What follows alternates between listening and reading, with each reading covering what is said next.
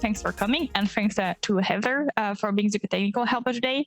So if you came today, you sort of have an idea of why you want to test your package or packages. So I decided to justify this with a funny quote by Charlotte Gelfand, who wrote, who knew there was actually a robust way to test functions besides trying random examples and seeing if they work and then not remembering them once you clear your console.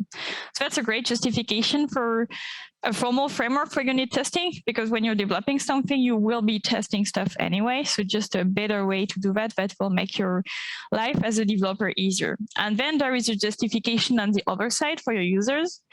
And again, so not all my sources are tweets, but some of them are. So Jenny Bryan in this tweet wrote, if you use software that lacks automated tests, you as a test. So that's for the users. The users of your packages probably don't want to be test for your software.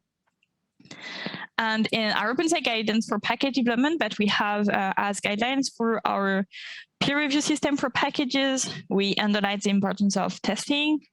So we write that all packages that are peer reviewed by OpenSci should have a test suite that covers major functionality of the package. The test should also cover the behavior of the package in case of errors. So that's one thing we say, and we also say that it is good practice to write unit tests for all functions and all package code in general, ensuring key functionality is covered. Test coverage below 75% will likely require additional test or explanation before being sent for review. So we even have this arbitrary limit for test coverage, which is a percentage of lines of code that are run by tests. And today we will see how to get the test coverage and to explore it as well. So how do you start testing your package? So you can set up testing by using the use this function use testthat that adds a dependency on testthat in your description file, creates a folder. We will do that. And so that's quite useful. And then every time you want to create a test, you would run use this use test with the name of the test. And what you write inside the test file is a formalization of the random example that Shala mentioned in their tweet. After that, the premise that things aren't always simple. And in a testthat vignette, Jenny Bryan wrote, testing is often demonstrated with cute little tests and functions where all the inputs and expected results can be in line. But in real packages, things aren't always so simple. And today, our goal is to explore less cute tests. So less, maybe they will still be cute, but less cute. And HTTP testing, so when you have a package that interacts with the web resources, a package that sends data to an API, a package that gets data out of a website, so they can be hard to test because the test can be slow. Like if you have to, if you're not allowed to make, like say, more than 10 requests per minute, then your test can be very slow. You don't want your test to overburden the web resource, like it'd be bad practice to hit the API every time you run a test. You don't want to use credits for testing. Like by this, I mean that if you have a paid account for this for this web resource, you don't want to use that for testing. And it might be impossible to trigger errors. So you want to know how your package behaves when the API is down, but you cannot take the API down for running your test. And to deal with all these challenges, so that's an interest. So these are interesting challenges, and this is a good use case for learning more about testing techniques. So our goal today will be to have to gain specific knowledge about HTTP testing with the VCR package, but also more general knowledge about testing our packages with testthat. And we'll make a short tour of the materials for today. What I forgot to say, I'm very sorry, is that to access the speaker notes, you can type S. So these are reveal.js slides, and if you type S on your keyboard, then you should be able to see the speaker notes. And I tried to write some. And so the website, and yesterday someone emailed me telling me they couldn't access their website. So if you cannot access the website, please tell me now so I can help with that. No, okay. So on this website on the left, there is a sidebar with the 3 parts of the tutorial for today. In each of these parts, there is a link to the slides. So these are the preparation instruction that we will mention later. And then there is a page called demo. This is also the hands-on part. So this is what we're going to do. And with in each of these demonstrations, there is the functions that we're going to run, and sometimes even little snippets to copy paste. And there is a copy paste button to copy these little snippets to your clipboard. So this is one thing. You can search the website. I haven't tested that too much for this particular tutorial, but this might be helpful if we've mentioned something somewhere and you don't remember where. There is a resources page with many further resources.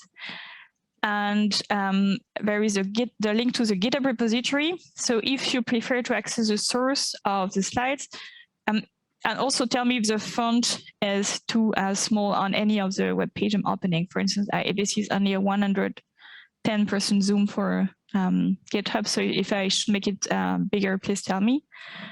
So there is a content folder, and this is where you'd find the R-Markdown source of any of the pages that are on the website. And this is all I wanted to say about the website. I'm going to open it again to have the demo at hand. And our example today, so we will interact with the R-Universe API. So R-Universe is a new platform by OpenSci for publishing and discovering R packages, R-Markdown article, and other R-based content. I'm not going to present this into too much detail. Jeroen Holmes is giving a talk about this on Friday, so you can go to the keynote talk and learn more about the R-Universe. What's great with R-Universe is that it has an API that we will be using as an example today of a resource.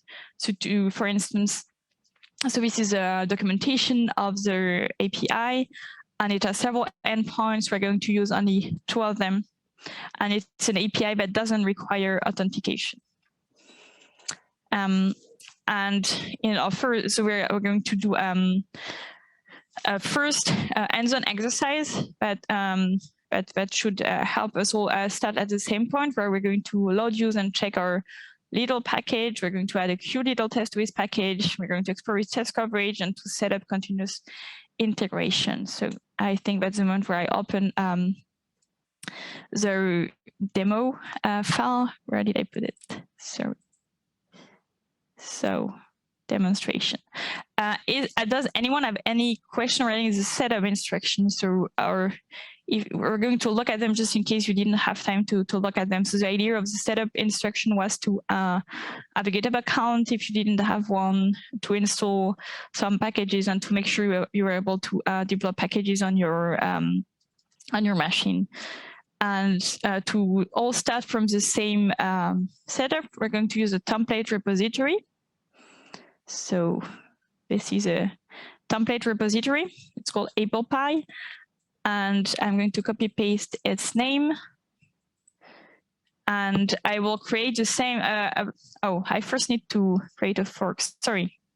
So that's a bad example. So I'm going to use this template. So this is a green button. And this will generate the same repository under my own account. So I'm going to call it Apple Pie as well. It's available, which is good. So I'm going to create a repository from template. Good. So I have my online repository with this heading point. And I'm going to use it locally with the use this create from GitHub function. And the repository is Apple Pie, and the destination directory should be just one step above. I think this should work. We'll see. Oh, no. So, of course. So I'm going to create it one. And I'm saying, of course, because the Apple Pie project that I already have locally is the one that I use for creating the template in the first place. So, okay, so we have here this package. It doesn't have much things in it. It has a description file. If you are not me, you can change the name if you want to. There is a README, and in this README, there's also, I think, my name, so you could change that to yours. You don't have to. Things are going to work even if you don't change the username associated with this package. And so I'm going to do a few steps, and then I will let you all time to repeat this, see if it works. So I'm then going to load the functions of this package. And I'm going to test the first. So there is only one function, and it's called get packages. And it lets me access the function in one universe. And I'm using the ggseg universe as an example. So hopefully this works. So yes, so the function get packages returns me the names of the packages in the ggseg universe. And so that's one thing. Then I'm just going to check the package to see whether it's it passes our command check as it is.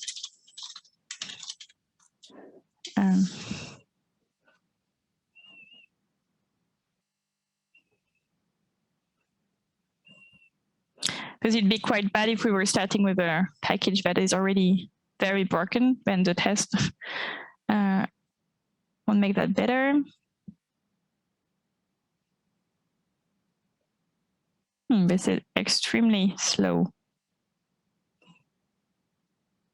So I'm just going to check what's the, yeah, okay.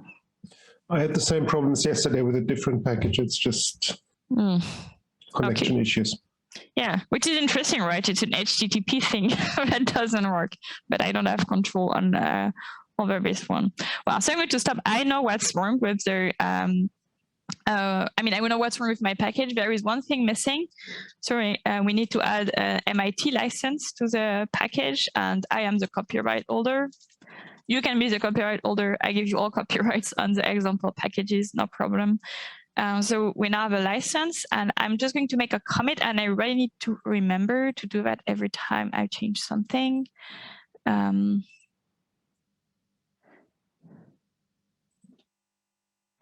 So why doesn't this work? It works, okay. Add license, commit.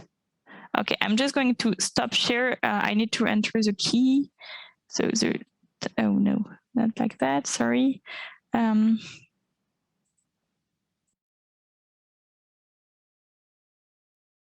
Sorry, so I'm not screen sharing again. I was entering my secret keys, and I got burned. I heard somewhere that you shouldn't share a screen when you're typing an actual secret on screen. So that's why I stopped sharing. So we have this package. It's working, and I'm going to add a cute little test to it.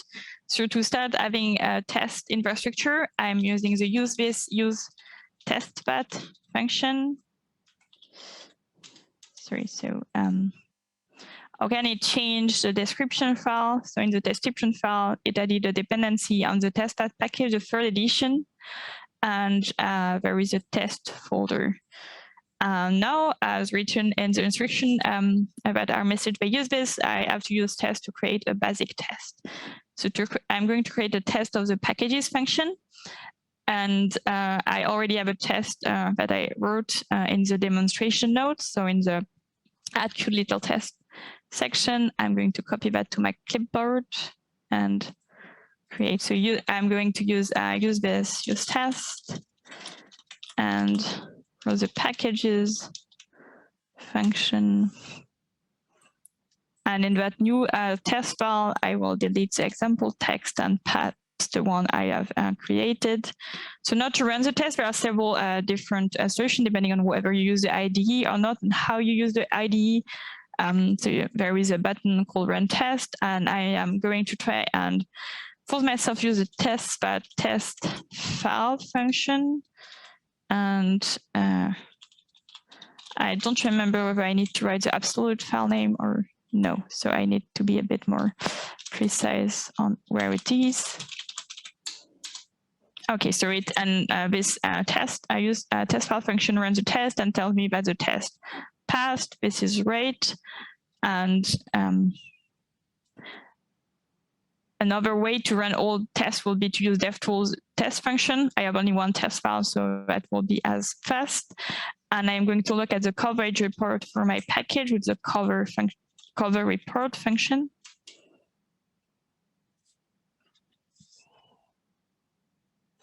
And and it has 100% code coverage. There is one function, and I did one test for this function, so it's not that surprising that the code coverage is so good, but it allows us to look at the test coverage for the first time, and we can click on the file name and from this table, and it would show, it shows us which lines of code are run when tests are run. And here it doesn't miss any line at the moment. And I think I'm going to let you do these steps until now. So creating the local project if you don't have it, loading it, and adding a test if that's okay with everyone. And can you type in the chat if you have any, or speak if you have any issue, and say when you're done and you have this package, and run the test for that? Does that sound okay for everyone? Hi, good morning, Mael. Can you please show again the steps, because it was really too fast? Sorry, yeah. And do you also have the demonstration? So what I'm showing now, can you also open this just so you have the comment to copy paste later? Sorry? Edia, do you have the demo notes open? Yeah. I have okay. the And do you have the local repository, or where are you? Yeah, I did the same as you, use template, and then I got lost, sorry. Oh, sorry, yeah. So then you can open, like for instance, RStudio session anywhere on your computer. Yes, done already. Yeah, and then you would use this create from GitHub, and so this line use this create from GitHub with your username and /ApplePie. Thank you. Hi again. Hi, I'm just wondering, could you just explain to me or to us what this dev rep doing? Which one? Oh yeah, the one from the instruction. Yeah. So what do you get when you run? So this so sitrep means situation report, and it would tell you if you have any issue, that something you missed, or. Okay. Yeah. Well, I mean, we got all the messages, but I'm just wondering. Oh yeah. So and I'm going to run it again on my computer just to see. Okay, so and it outputs you something about the local R version, RSU version. It tells me that 2 of my packages are out of date. So that when there is a red dot, it means that something needs to be done about something. I'm not going to update any package right now because I think things work as they are, and I don't want to break my local setup. But this could be something that needs to be done. And yeah, and it tells me the same thing about the package I'm using, that it also has dependency out of date. And then there is use this git sitrep. It also checks a lot of things about the local git setup, and it's the same. So if there were something to check, it would also be a red dot. Does that answer your question? Okay, yeah. Well, because I saw there's a red dots in one of my. Oh, yeah. Yeah, so then it's. Maybe you can do like me and ignore it. Okay. Yeah. It depends on what the red dot is. Yeah.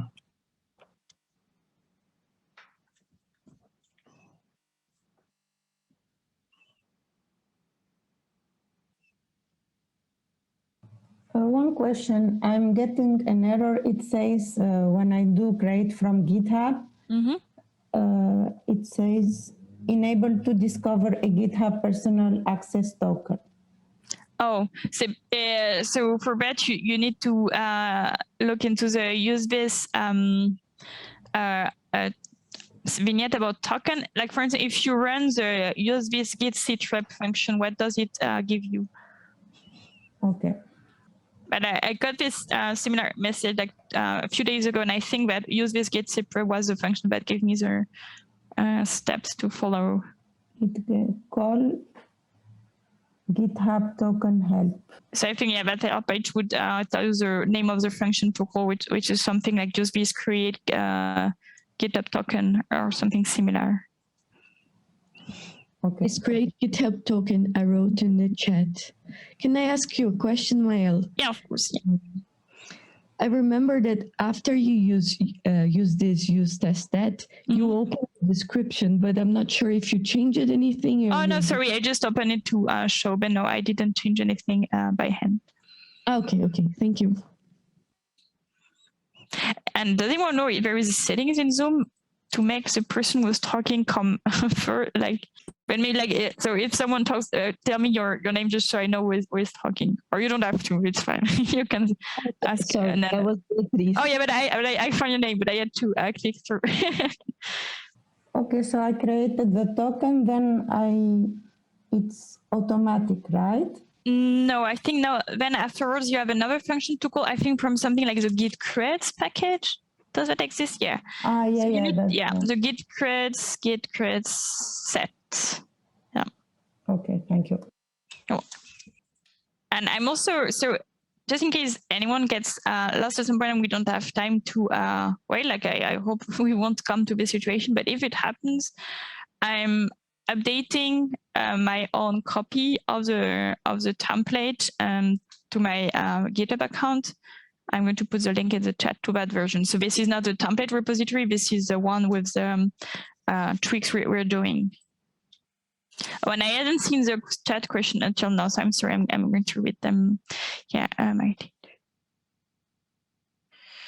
Oh, so Martin, Alistair, that's.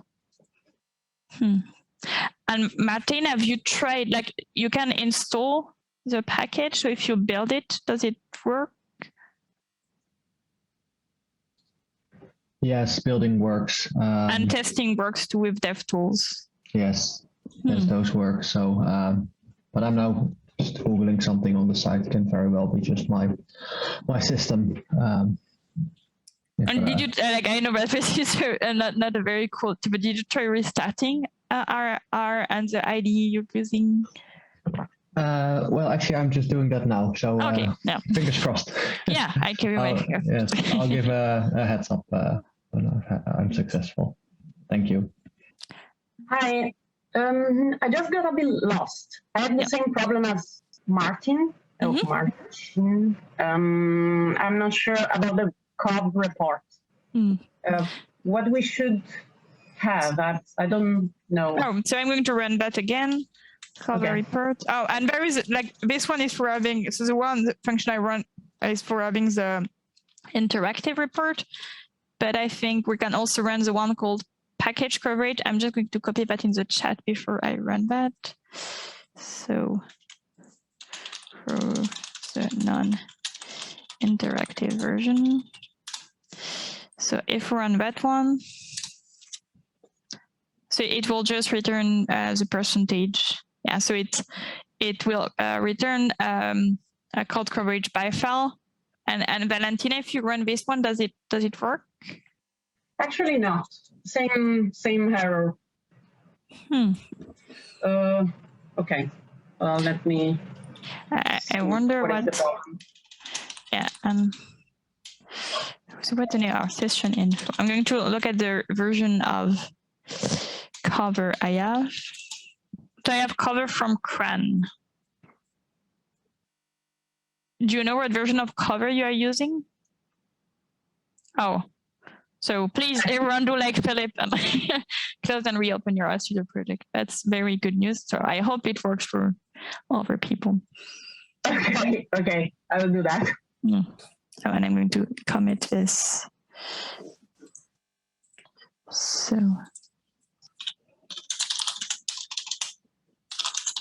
Oh, and I have the same version as you. Okay. 3.5.1. And Edia, did things work with their repository creation? No, I have the same problem, but it's okay. I will try to follow, and then I will. So which errors? Like, so it's I created the GitHub token, but it says create. Yeah, it's the same error, like GitHub token help. Enable to discover a GitHub personal access token. And after you use the git creates, Yeah. and when you run the git creates function, like, and have you tried restarting R just to be sure? Yeah, I tried to restart, but it's the same error.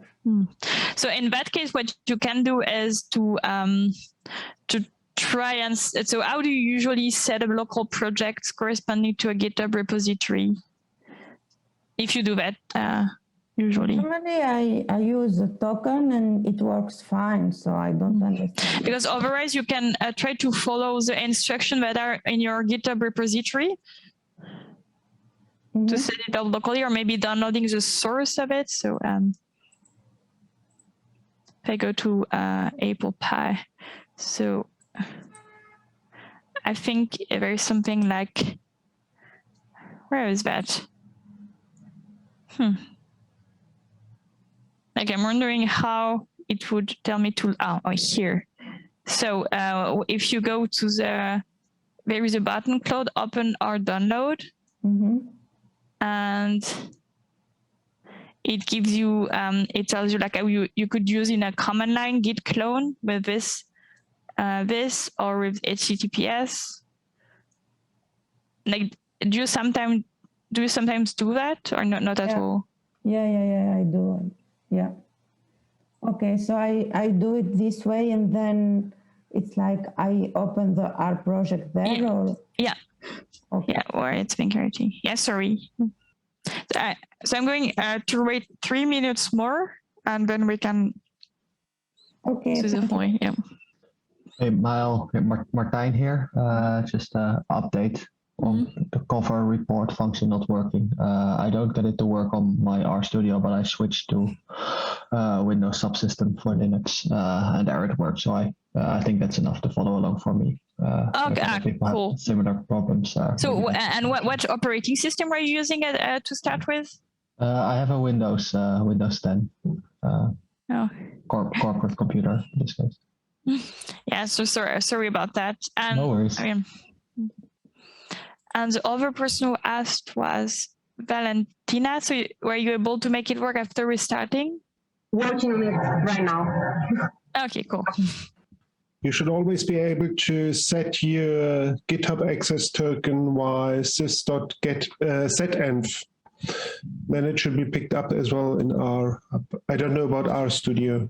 And to answer for the question, I guess you mean the Codecov service on private repositories. And I cannot remember, but for the what we are running now, cover, we are running it locally. So that's fine, but when we set up continuous integration, we'll see if it works with the private repository. Thank you, Maya. Oh, and Shiro, you got the same error as Edia, I think. Yes, but I solved the problem now. Yeah. Okay, so you had an install getter. Okay, yeah, cool. Yes. Edia, were you able to open the local project? Sorry, I was trying the other options, the sys get envar, and it didn't work. So yeah, I think your solution is better than wasting time. But it's okay. Go ahead. I will try to follow. Oh, okay, but and then in the break we can also yeah. So the next step is setting up continuous integration. No, I wanted to add another function first to the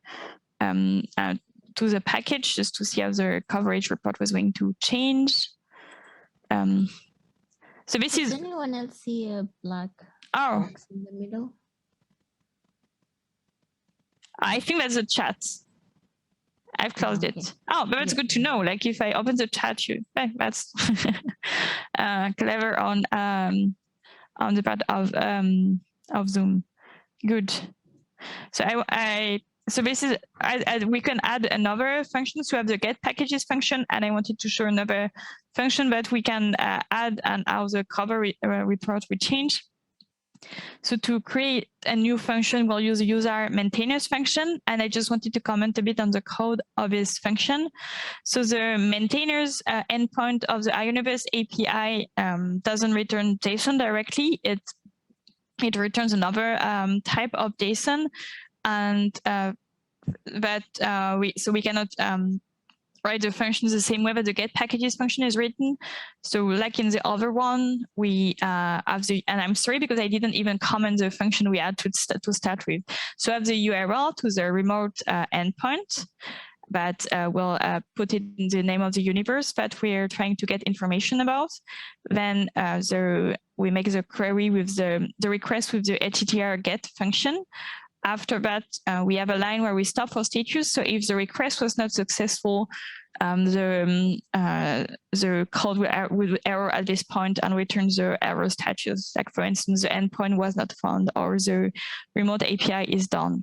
After that, we get the content from the response from the API, and we save it to a local temporary file. And that's done with the with R package, which is a very useful R package to know. So when I call the with R local temp file function, I know two things. So it's going to create a temporary file for me that I can use, and it will destroy it after the function is done running.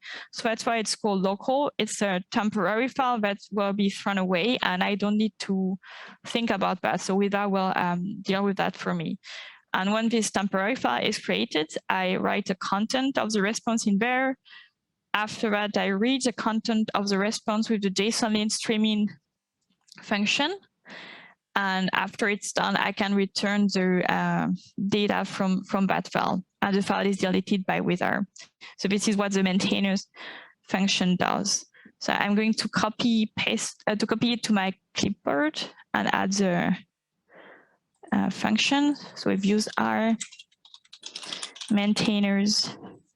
This opens the maintainers file, and I can pass the code in there, save it, and if I reload the package, I can run the get maintainers function, and I'm doing that with the same universe as previously, the ggSeg universe. And there is only one maintainer, so Athanasia Movinkel is the one maintainer for the ggSeg universe, and you can try that with other universes from our universe as well. Now, one thing that's still missing are dependencies, because this function uses more dependencies than the other function we're using. So it uses the with R function and the table, with our package and table package. So we need to add them as dependency to our description file. So I'm going to do that with the use package function.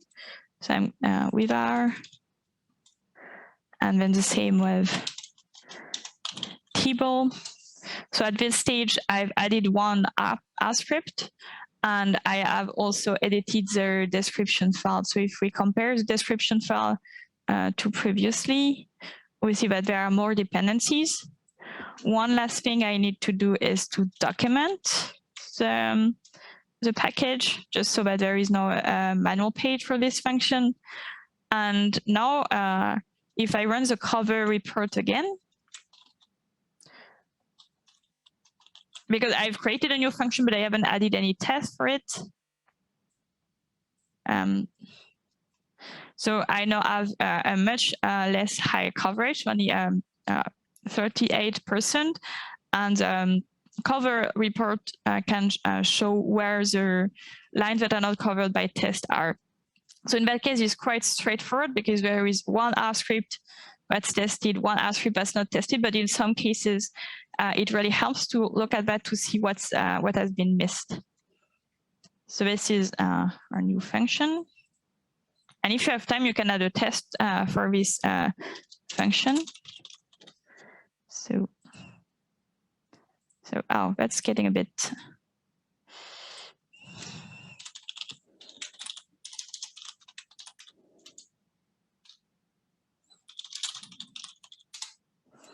Okay, so I'm not going to push and commit from with the get package, then I don't need to enter my key all the time, I think. Get push. So the get package is an helper package for using Git. And now we're going to add continuous integration. So the idea of continuous integration is that we want our tests to be run somewhere else than on our local computer and on other operating system. We've seen with someone not being able to use a cover package on one operating system, using different operating systems can help us find new problems that we didn't know about. So we're going to use GitHub Action because it's well integrated with GitHub, but we're already using in this tutorial, and also because it's very well supported in the use-based package. And I'm going to add an action called, so the standard check action from the use-based package using the use-based use GitHub Action check standard function. So that's from the demo notes. And I'm going to switch to R and pass this here. So what it did, it created a folder, .github folder, and it Albert ignored it, and it created what's called a workflow. So we can look at the workflow that we get. So it's called rCommandCheck.yaml. It indicates when this check will be run. So every time we push to either the main or master branch or default branch, and every time there is a pull request, and it will be run on 4 different setups: Windows, Mac, Ubuntu with the release version of R and the development version of R. And it has all the steps that it does to install R, install the dependency, and then run the check. So that's what it does. But for this to happen, we need to add this file to our remote GitHub repository.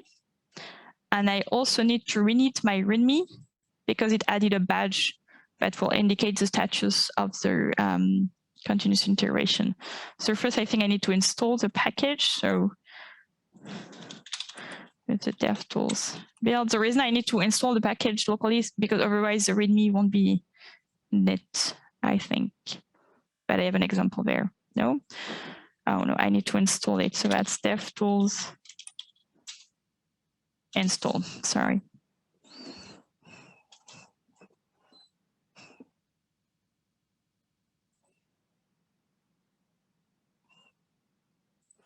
And I'm to push this thing. So, okay. And with Gert, I'm going to commit and add. And I'm going to push it to the remote repository. And now if I go to my repository, so the mail/i repository, and I go to the action tab, I see that there is a workflow running there. So running the check, and I could look at, I hope that it will have a successful result, but we will see. And I also wanted to add another workflow. So one to run the code coverage online, which is something Fodil started mentioning. So we have our code coverage locally. And it's great if we think to look at that regularly, but it's also good if it's run every time we make a change. And for that, we'll first run the use coverage function, and then use this command to add another workflow. And I'm going to do that now, and then everyone can start adding continuous integration. So use this use coverage. And then the other command was use this use GitHub action with this. So, and I'm going to add this one too. I also I need to run the need the README again because there is also a badge for coverage now. So yeah. So current Git.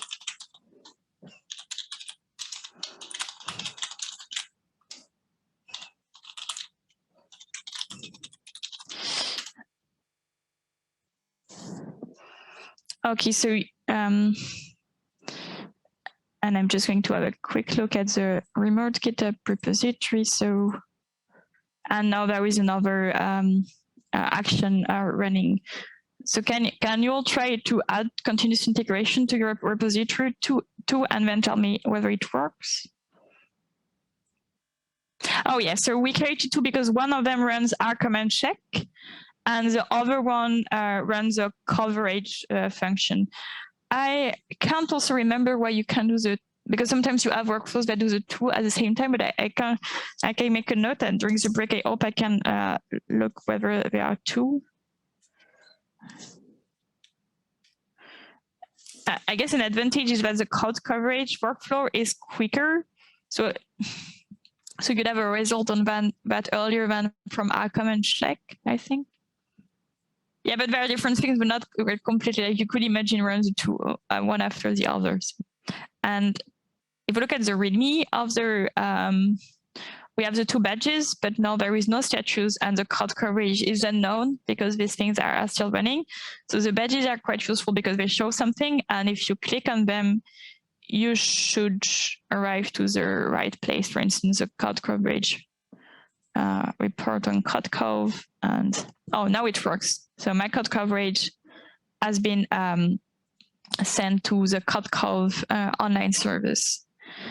And sometimes it fails getting sent, so I don't think we ever need to, we don't need to add some sort of secret credential from CodeCov. Sometimes what I've observed is if it doesn't work, it doesn't communicate with CodeCov right away, and I need to rerun the workflow for it to work. Yeah, so I think Paula, Andreas, because you need to look at the workflow, and I think it might still be running.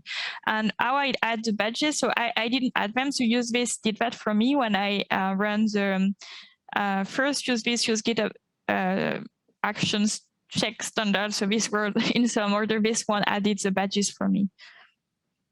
And the way UseThis does that is when you create a README with the UseThis use README function, which I did for the templates, there are these comments, so badges start and badges end, and this is how UseThis know where to edit your README file for you. Oh yeah, good point, Beatrice, but it needs to be 2 minutes. And I suppose that's the point of using the template repository, because when you run use README RMD yourself, then it adds a Git hook, and you are not allowed to commit if you haven't need the README. But I suppose that because we use a template repository, the Git hook was deleted somehow. Is everyone running or for waiting for the workflow to run? Okay, so we're not going to wait for him to run. We're going to go back to the slides for the moment. So what we have now at this stage, we have a package, we have two functions. It has some tests, it has continuous integration. We're all keeping our fingers crossed that things work well. And now to get to the like the core of the topic, what if our internet connection gets fragile? Which because our test right now, like our one test uses the internet connection. It actually calls the API every time we run the test. And I want to use the notion of test fixtures. So a test fixture, according to Wikipedia, which is quoted in a testthat vignette. So a test fixture is an environment used to consistently test some item, device, or piece of software. So this can be many things. It's a very vague and general notion.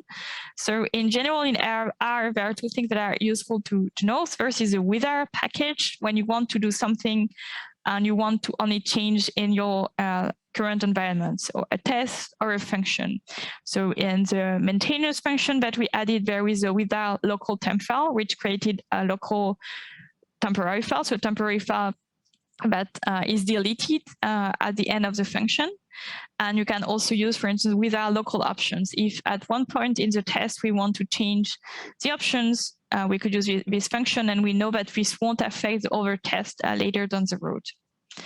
Then if you have example data for your test, so that can be useful, you can put them in a folder under the testthat folder.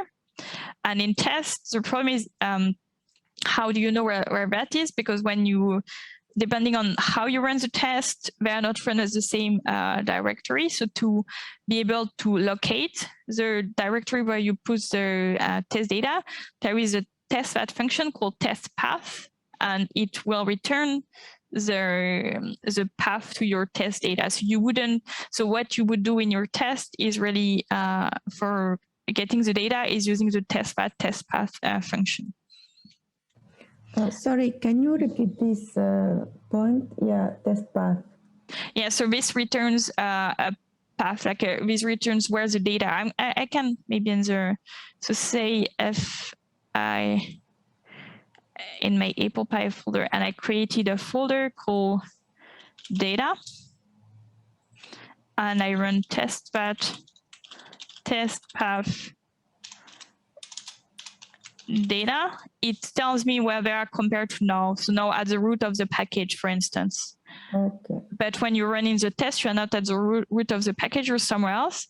So in your function, for instance, you would use readr, read CSV, and depending on what there is in your testthat, test path data blah blah.csv. So what I mean is you would never use the path itself. You would call the test path function so that it builds a path for you depending on where you are now compared to the root of the package. Thank you. Well, thank you for helping me clarify. And then for when you're interacting with a web resource, you can use fixtures too.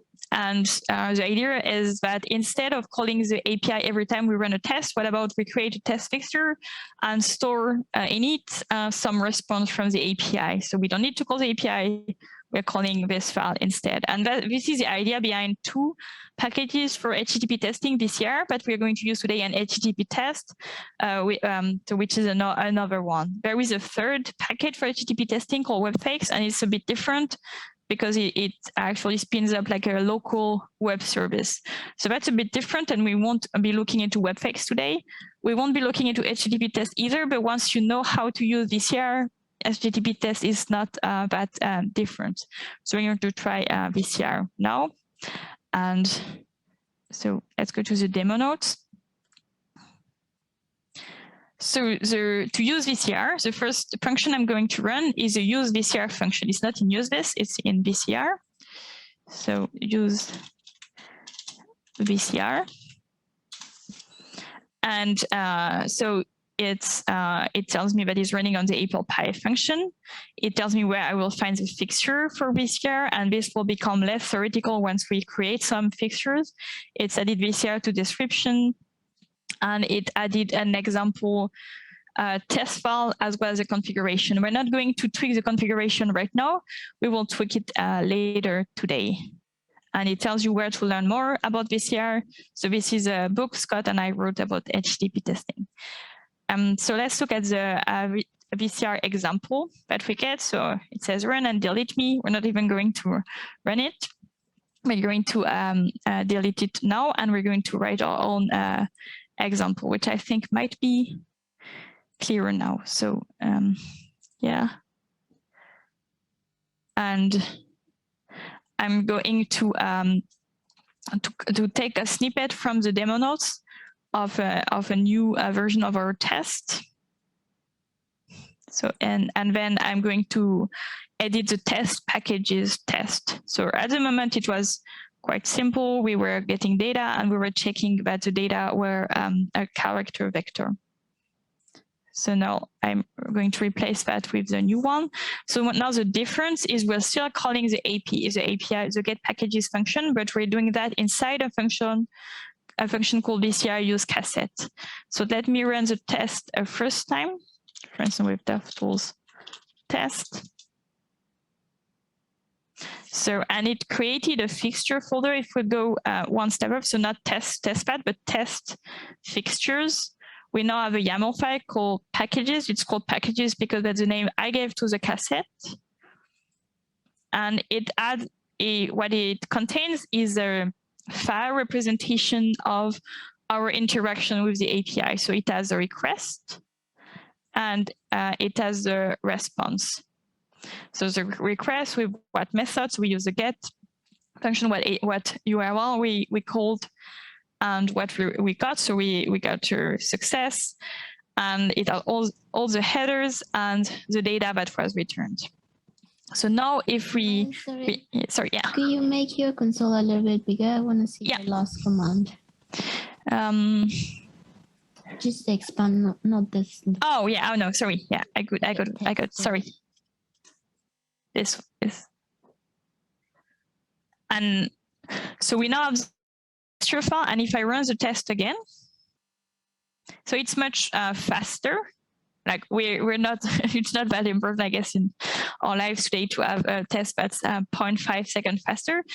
But the reason why it's faster is quite cool. So the test did not call the API. Instead of calling the API, the test used the file that we had here with the whole record of what an interaction with the API looks like. If you were not following an online tutorial today, what you could do is you could turn off Wi-Fi and you can run the test again and it will still work because it does not need the internet connection to work anymore. And you can now try and do these steps. And I'm going to look at the chat where there's issues with that. I have a question. Yeah. What you are showing now in the YAML in the URI, that HTTPS, your name, is that something we need to change or what? Oh, no, sorry. Yeah, because in the test packages, I was very self-centered and I use my name as an example here. So that's why. Sorry. So but that's a good point. I should have. Sorry. Is your name there because it's it's an R universe, but what was a bad idea? I should use a ggSeg example as an example here.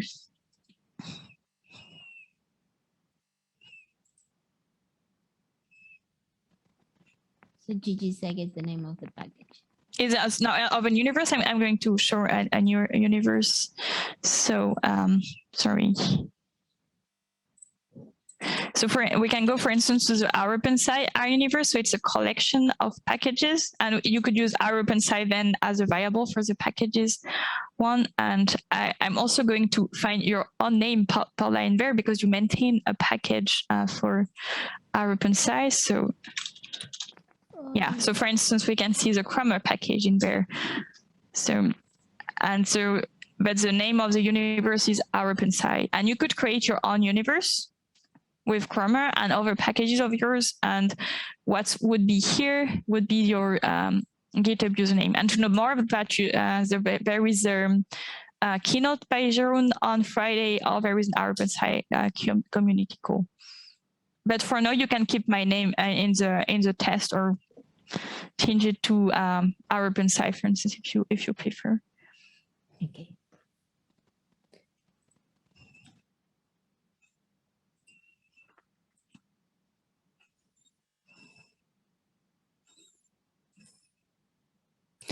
And I'm going to commit all of this.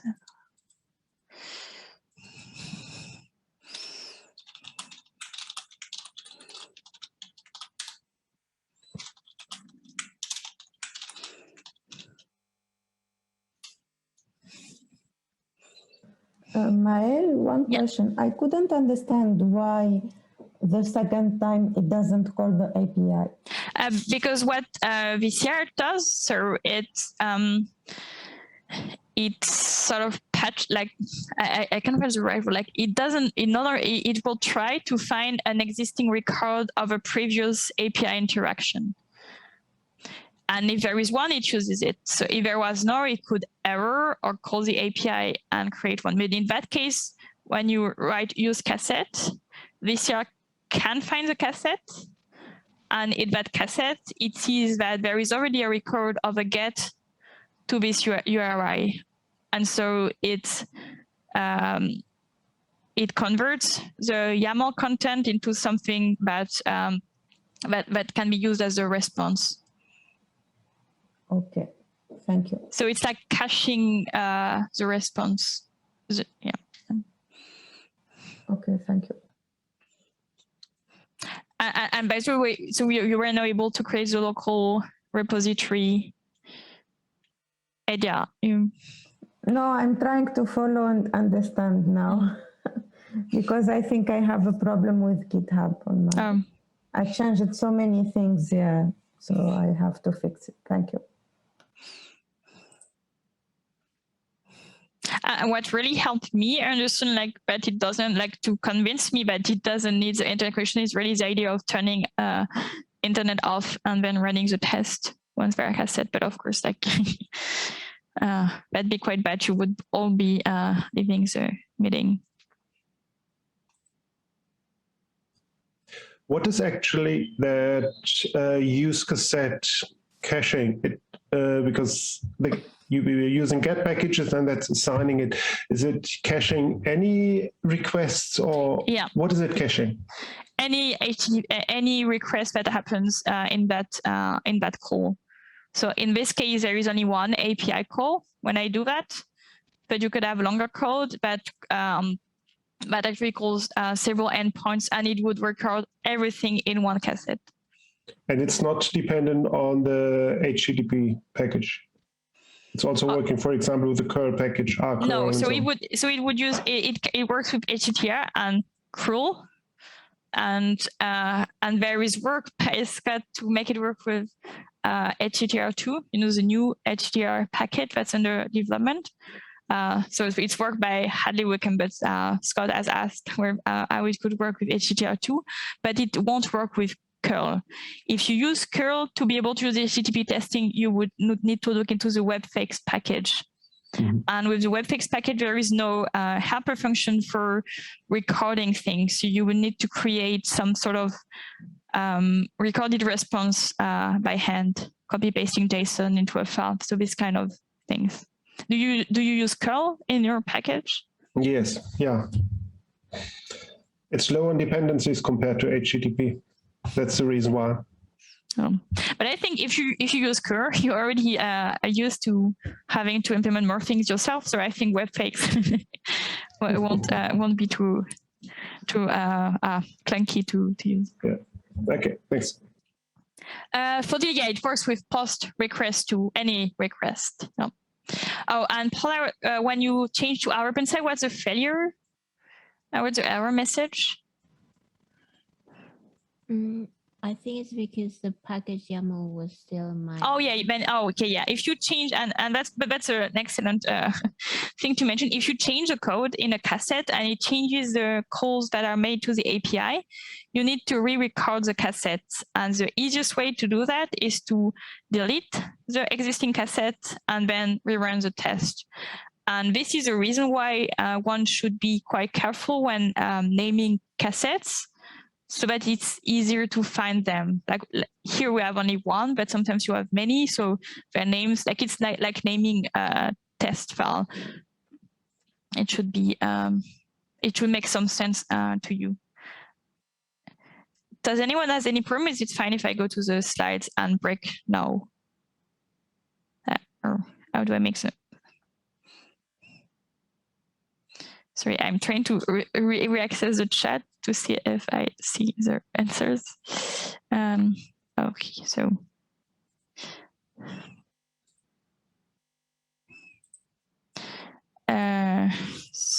Where are the demonstration? Okay, so now we have one test that can work with the internet is done, and we'll build on this later. And now we're going to take a short 5 minutes break. I won't be available during the 2 first minutes of that break, but then I will come back and read questions and be able to answer questions. Mael, can I ask a question?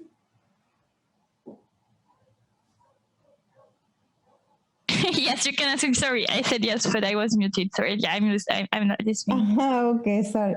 I can't understand very well the cassette thing. Actually, I went to the VCR package and tried to read more.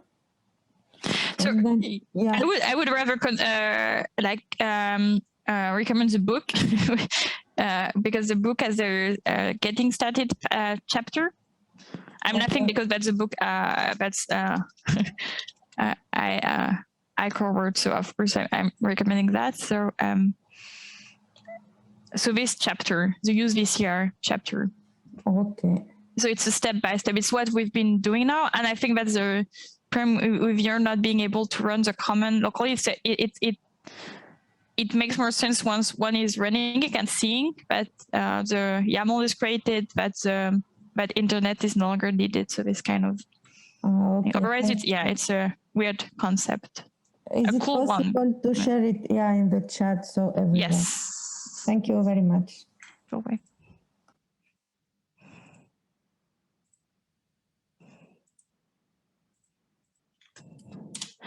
And so now I'm looking at your question. Can I is your call block? Okay, I think that's because you haven't wrote the code in it. So yeah, and if we look at the cassette code, how was that? It's because they're use cassette, so there is a comma after its name and an opening curly brace, just like the testthat function. So you need to have code inside the curly braces.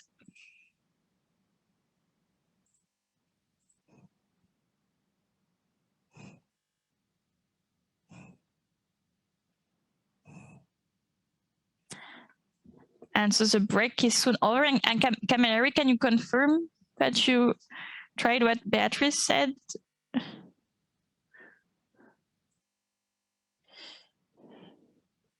So, and I can see what so the code is the one from the start using VCR part of the demo notes.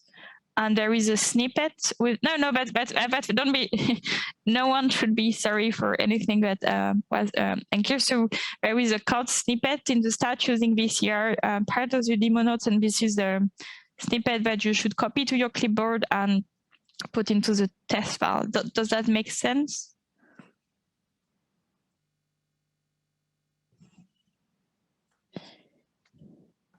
Okay, I'll try that one. Yeah.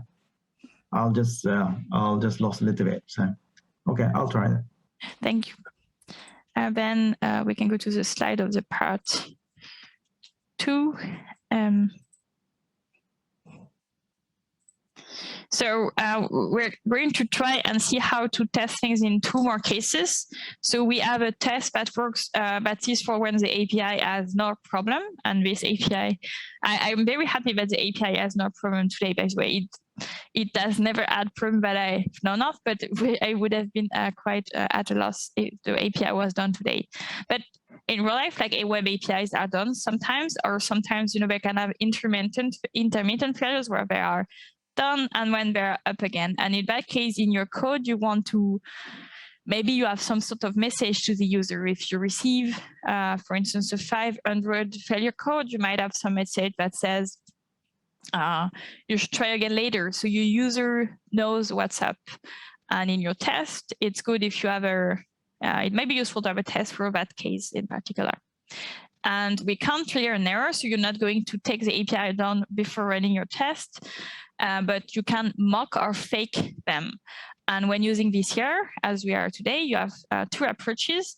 You could use a WebMocker package. So WebMocker is a package that VCR already uses under the hood, and you can call the WebMocker package directly. So that works, that's documented, both in the VCR docs and the HTTP testing book.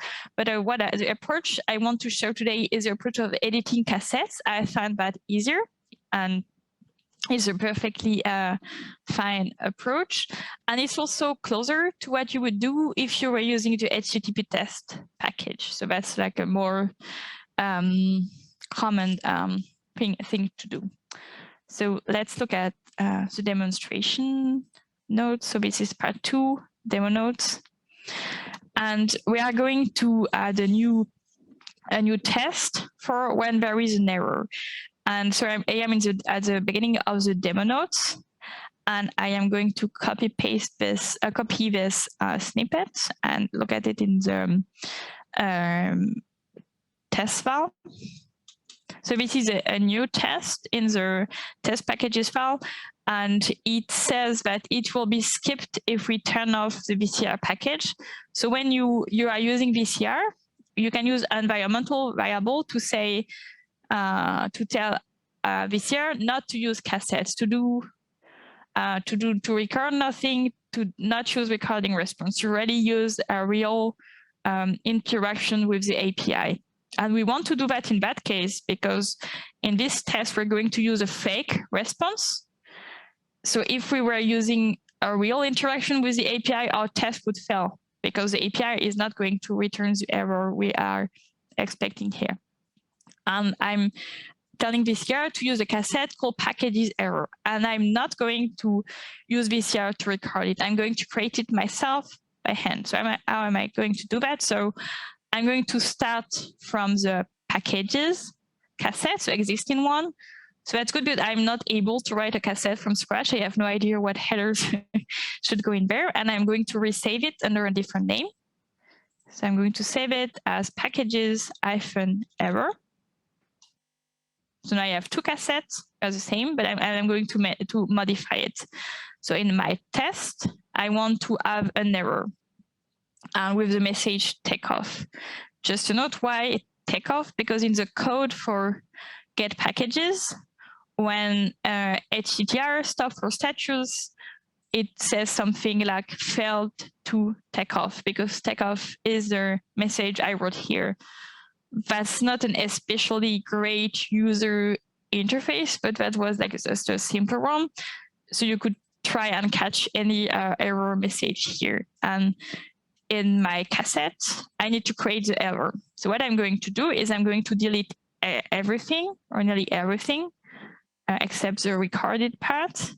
And as status code, I am going to write 502, which is a status code corresponding to an error. And I'm going to save. And this is a cassette, so it's as if I had recorded an error from the API. Now, if I run the test and test packages. A little bit too fast. Which part did you delete? So nearly every, and just to note that, so for later, I've also put the result in the demo notes. But I can show that again. So I deleted everything from the response except the status code, but I changed to 502. So from the original cassettes or in test fixtures. So if you look at the packages cassette, it has many things in the response, category, headers, body, but I'm only just keeping the status code. Oh, good. And then I'm going to run the test. Maya, I'm sorry. Yeah. Could you please repeat the skip if VCR off? I didn't get it that well, to be honest. Yeah. Sorry. So our code, so our test tests for the behavior of our package in case of an error, and this error does not exist in reality. It's an error, but we have the fake error in a cassette file. Now, in some context, we will run our test and turn off VCR. So with an environmental variable, so you can and there is, so the documentation for that is light switch in VCR. So VCR light switch.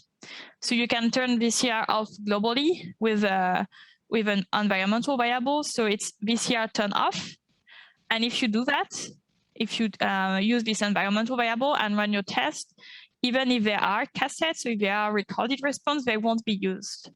So if VCR is off, the API will be called, and the API is not going to return an error. So the test is going to fail. Yeah, understand. So we should skip it in this case when VCR is off. Thank you. So if you, in general, if you amend the cassette, if you edit it by hand, you want this test to not happen when VCR is off.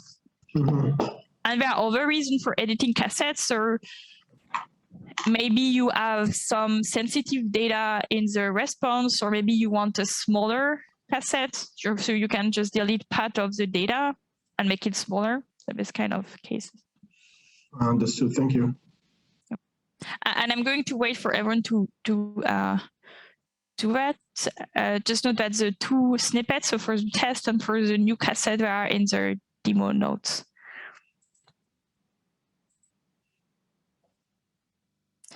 Some camaraderie, but it runs now, and high review for efficient. Yes, the coverage CI will run even if you check CI fails. does your check CI fails, Rainer, or does it not fail? But in a case in the workflow, there is no hierarchy. They both run at the same time.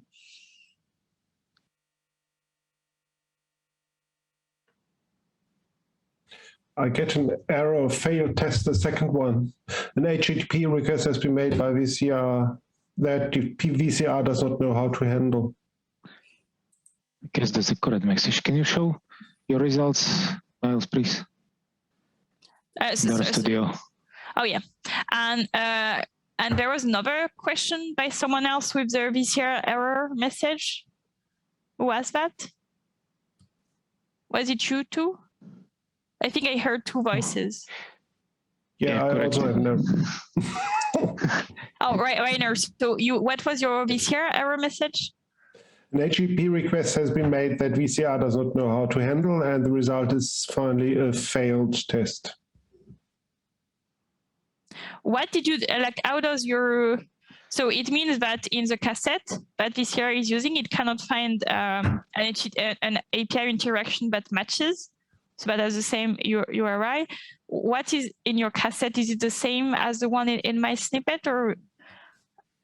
I think this is the correct response. This is the correct response. Can you show Zoom? Oh, sorry. console? No. Oh, yeah, I get. Yeah, sorry. Yeah, and I'm sorry. I don't know how to make that disappear. So it has this error message, but we're just ignoring it. I'm sorry. So it says the error message, but the test passed at the end, actually. Yeah. Sorry. I should have mentioned that. Test package. And you can see that it's retrying.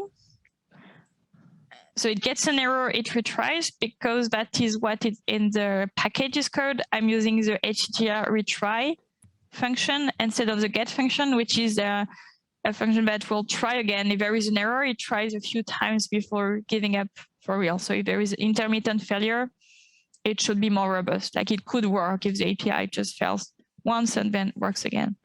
Okay, fine now. Working. Oh, good. I'm going to do that. And my apologies, it means I should have gone to your meetup with the workflow tips, then I would know that already. Thank you. Oh, but it worked with control. Oh, okay. Does anyone have any questions? So and this idea of amending cassette to be able to get the error you want to test for, it's tricky. It's not straightforward. So.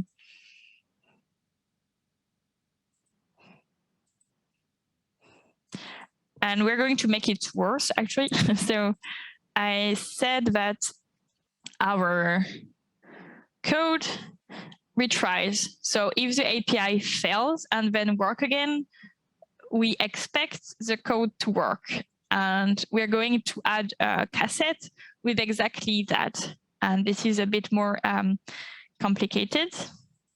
So the test for the case when we have an error or a success. And I'm not saying you should test for every single of these little things in your package, because we can trust HTTR, for instance, to do that, but it's good to know how you would go about that, how to test for these weird API behaviors. So we're going to add this new test. So test in case of an error and success. I'm going to copy the test to my clipboard and add it to the test packages file. And so this is a test that I will also skip if VCR is off, because if VCR is off, then I cannot expect the API to have this behavior. And it's going to use a new cassette. The cassette package is retry that I'm going to create afterwards. And in that case, it will expect two things. It will expect that there is a message when creating the object. This message corresponds to the fact that HTTR is going to write on the screen that it's trying again. And I'm expecting that at the end, I get the result I was expecting, so a character vector. So let me edit the cassette again. And the cassette that I'm using is also in the demo notes. But the way I would do about that is starting again from an existing cassette, so the packages one. And I'm going to save it under a different name. So packages retry. and there are so there is one request here, and I'm going to add a second one before that. So VCR, if they are in VCR in a cassette file, will look for a request that matches the one we are making. And if there are two requests that match, it's going to loop through them. It's going to use one and then the other. So I'm going to copy paste the all request object. So I'm just going to check whether that's a way to do that. Yes, request. So I could select, for instance, the old request part of this and paste it here. And from the first one, I'm going to delete everything but the status code here, and I'm going to make that 502. So now in this cassette, I have two requests. So the same request, but a different response. So in one case, the response is a status 502, and then there is one which corresponds to the one we recorded. So the actual response we get from the API. So first a failure and then not a failure.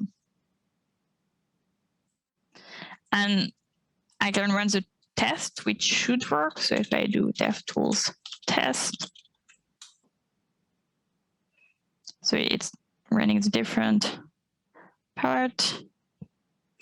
And the thing is, so it works, but it's very theoretical. And when you're developing a test, and the test is using the cassette, but you would like to use a cassette too, you can actually try and debug, like you have the cassette loaded in your environment. So right now what happens is this here I use the cassette in the test, and I've shown that in the cassette I have a failure, then not a failure, but it gets easier to understand if we actually use the cassette. So for that, in VCR, there is a function called VCR insert cassette. And just before I do that, right now in my environment, if I load every function and I run get packages, so for instance, ggseg, I get the result, so it works. Now I am going to insert the cassette. And the name is packages retry. So it's and that's why VCR is called VCR, like a VCR. You can insert a cassette, play it, eject it. So I'm going to play it, and it has some text that appears. And what's important is that now VCR is not going to make real calls to the API. It's going to use recording interaction. So if I run get packages again, get packages, ggseg. So you see it tells, oh, there is an error. It should no. So that's a bad example. Why does it fail? Oh, I think I might need to use a configuration first to tell VCR where the cassette lives. So if I source this file, oh, eject cassette. Okay. And now I run I will do that once again once I figure what doesn't work. Okay, so it seems to work. No, still no. So I'll let Joel try and use this cassette now, and I'm going to try and debug this problem myself. I'm going to restart her. Maya, could you please move your studio a little bit up? The last line, it's... Oh, yeah. Can I do that? I hope so. No, it's done. Yeah,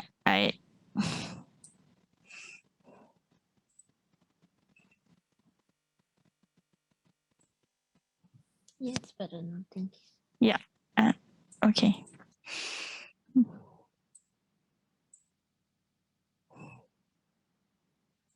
So I'm going to load that.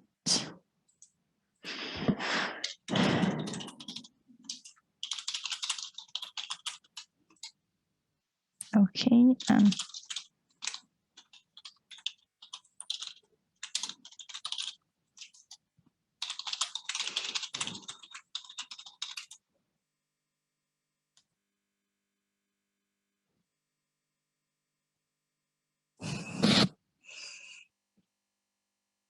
maybe I created the wrong cassette. Let me try again. I'm going to the one that is in the demo notes should work. So I'm going to save this one. File we need to source? Sorry? What's the file we need to source?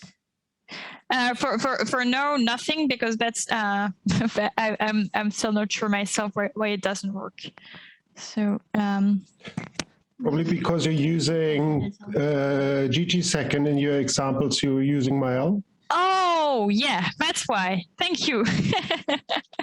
Yeah, that is very. It's okay. So, and I think that's the reason why, and I can explain it better now. But the issue was fun. Okay.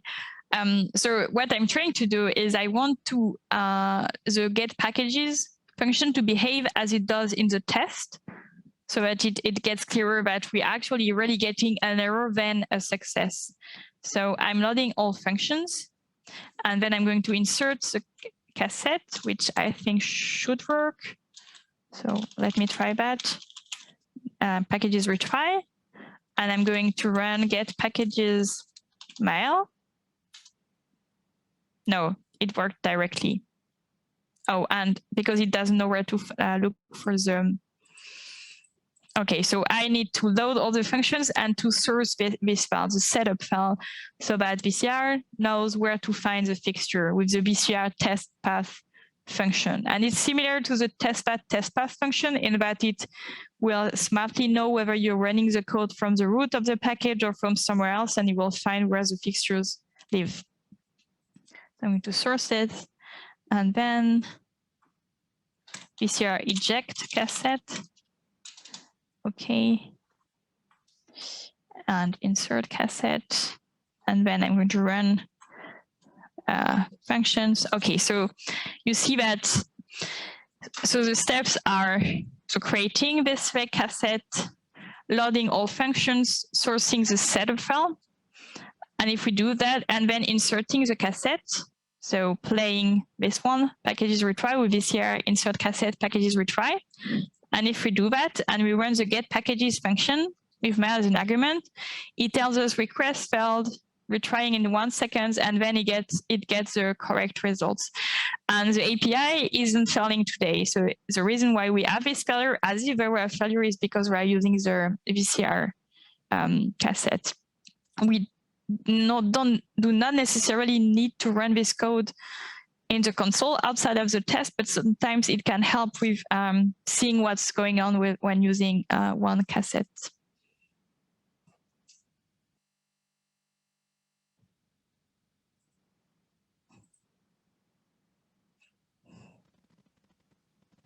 Where is the setup bubble file?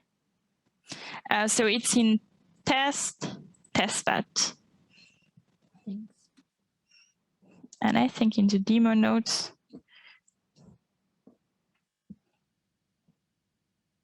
I don't know what it would be.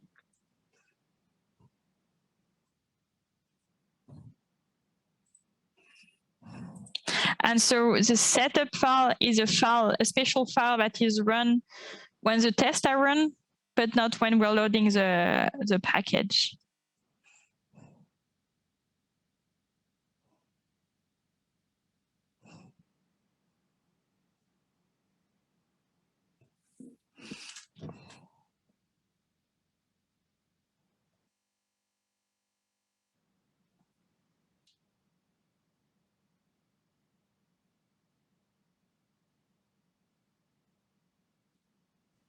Mael, one question.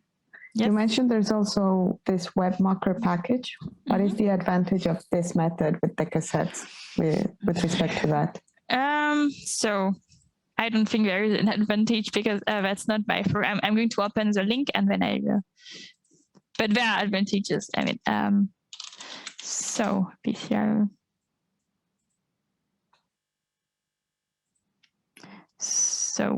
So this is a vignette in the VCR package called why and how to edit your VCR cassette. And it has example with WebMocker. Yeah. So in the two examples, so one is adding a cassette that has a failure And the second one is like the one we're doing now. So adding a cassette that has a failure, but not a failure. And it then shows the same code with the webmarker package. You can compare what you prefer to get in that case. So and I guess the advantage is that with webmarker is shorter because the whole thing is in your test file. You don't have to edit an external file. But then you need to learn how to use webmarker. So that would be the downside. Okay, thank you. I have a further question on editing cassettes.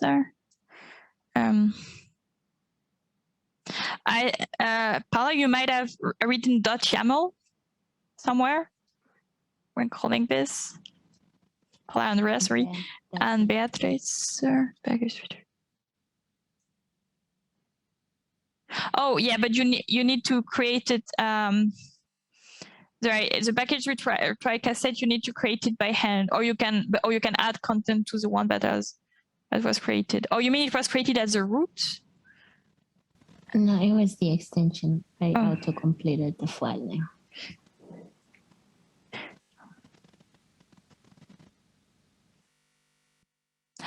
For the because so there is no function that creates an error cassette because editing cassette is not what VCR maintainer prefers. So the whole philosophy of VCR is more to never edit cassette manually and to more record your cassette and use webmarker.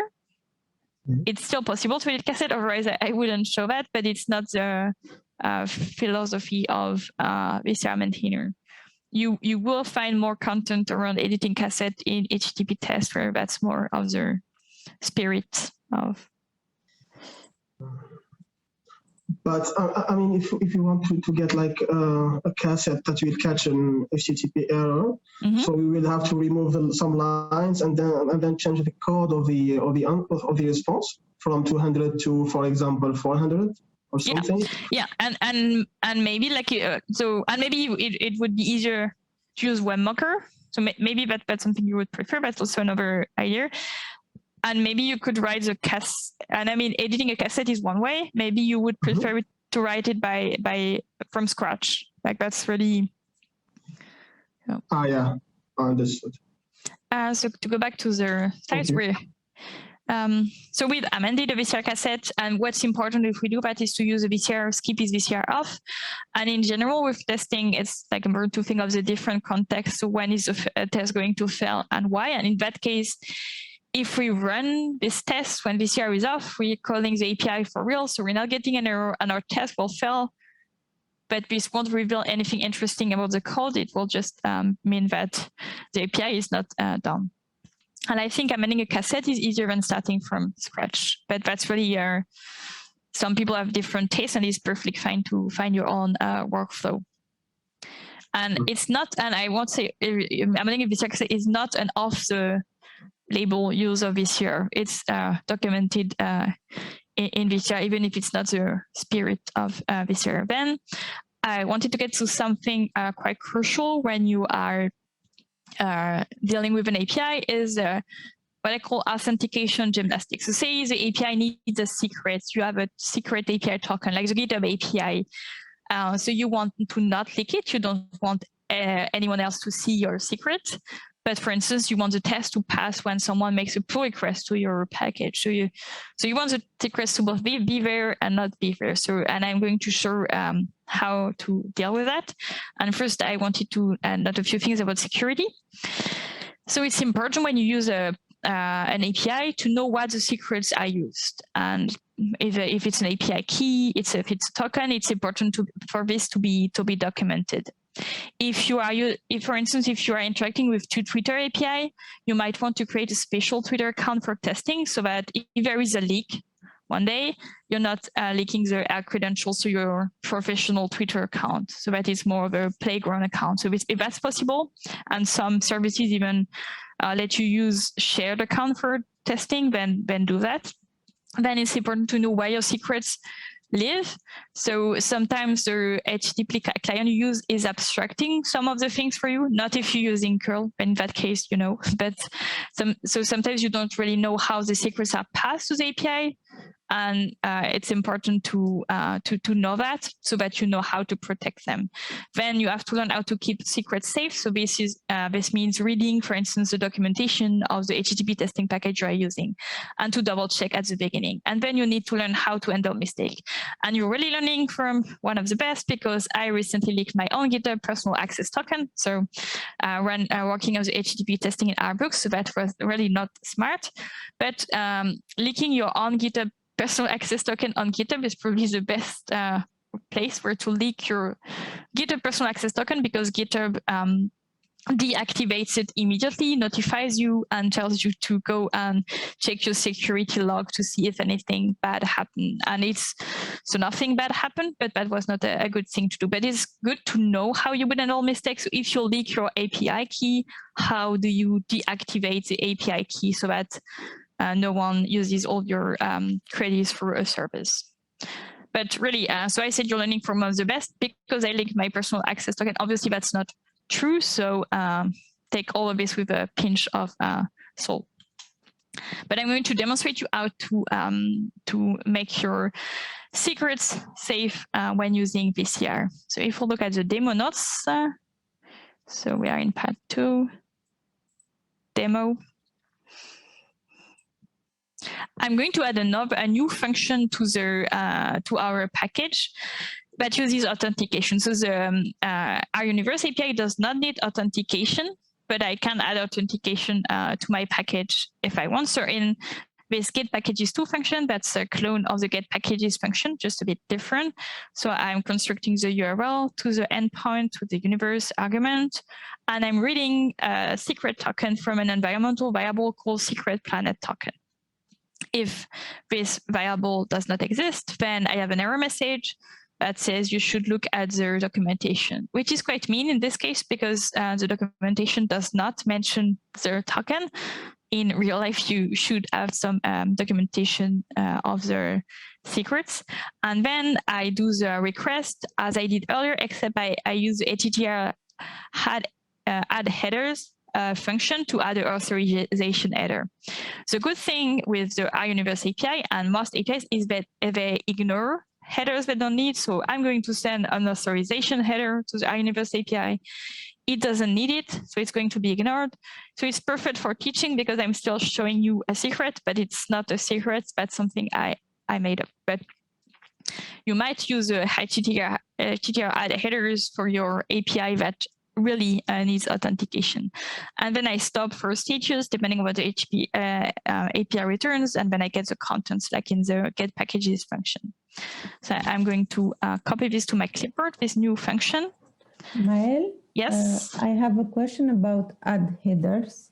So here, why we do this step? I didn't understand very well. So to do as if the API needed authentication. Okay. To have this use case for test case for keeping a secret safe. Okay, thank you. So we're going to create a new file, package2. And in that file, I'm pasting the new function, and I save it. So as you see, this needs a secret planet token. So I'm going to create, so there are different ways to load that, but I'm going to create a .ironveron file, but just for the project. So that's not the general ironveron, the user label one, but just one for my project. So I'm going to pass that here, scope project. And it created this new blank file, and I'm going to add my token in there. So my token, I'm getting back from the, and I am getting this from the snippets. So I had 2 lines. So it needs an empty line at the end, ironveron. And there are other places where you might want to store your secrets, and you could use, for instance, the KeePassR package to read them from these other places. But just for today, this is easier like that. And as you see, I have my top secret token written in the ironveron file. Now, first thing, if you add a secret somewhere, you definitely don't want to publish it to GitHub. So I am going to git ignore it as well.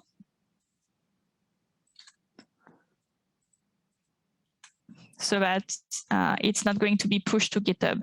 And for instance, like if you use HTR package for API with OAuth, if you create a token, it's Git ignored by default. So often package developers try to protect their users against leaking secrets. So, but when that doesn't happen, we need to be careful where we have our secrets and how they could be linked into the world. So it's not going to be linked to GitHub by an our environment file because we've Git ignored it. Now I'm going to create a test. Sorry, yeah. Sorry, concerning the ignoring, that only ignores it for Git and GitHub. Is it automatically ignored by when I build the package, or is no? You're right. Package? You're right. I should also run use build ignore environment. Yeah. Otherwise, it would have a check failure. That's true. Mael, one question. You said it's not good to store a token in our environment. Sorry, can you repeat the question? Is it good to store a token in the R environment, or it's not a good habit, right? You said yes. Yeah. So and there are so often there are packages that would expect to find your token as a non-environmental variable. So I'm going to show an example from a package of how you could do that. So the OpenCage package. OpenCage package setup authentication. So the OpenCage package has a function where it tells. So what it does, it expects user. Oh, that was not KeyPass package, sorry, keyring package. So it expects users to save their token using the keyring package, and the keyring package is going to save the credential in your operating system credential storing thing, like the keyring package know where to find that, know where to store your secret. And then at the beginning of your script, you can get the secret from keyring by using the keyring keyget function. And the OpenCage package has a function called osconfig that will store that will use this key for the calls to the OpenCage functions that come after that. So you could advise your user to use the keyring package and to get it from with a line that calls the keyring package in their script when using your package. So in that case, the secret is never in the R environment file. It's in the operating system credential store. And you interact with that with a keyring package. Does that make sense? Yeah, thank you very much. And yeah, so don't do like the tutorial today. So we have our token, and I'm going to add a test for this new function that uses authentication. So for that, I'm going to copy it from the snippet. I'm going to run use test packages2. Oops, sorry. And in that packages2 file, I'm going to run the test. And just look at what I'm doing and don't do that. So don't do what I am doing, because I'm going to do a mistake. So I have my test with the get packages2 function. I'm going to record everything in a cassette. And let me run the test. So this here, wait. I'm going to restart R first because I think it's still using a cassette, or why is it?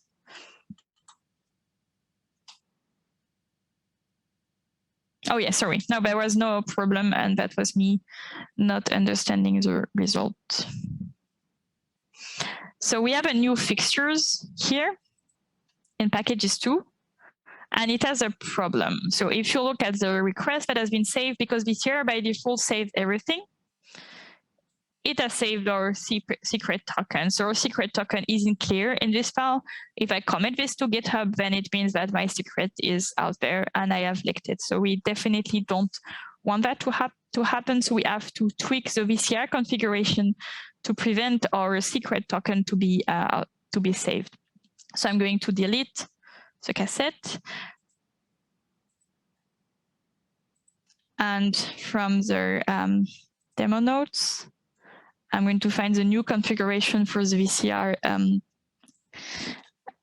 package, and I will, I'm copying it to my keyboard. I will paste it in my R file, and then I will explain what's in there.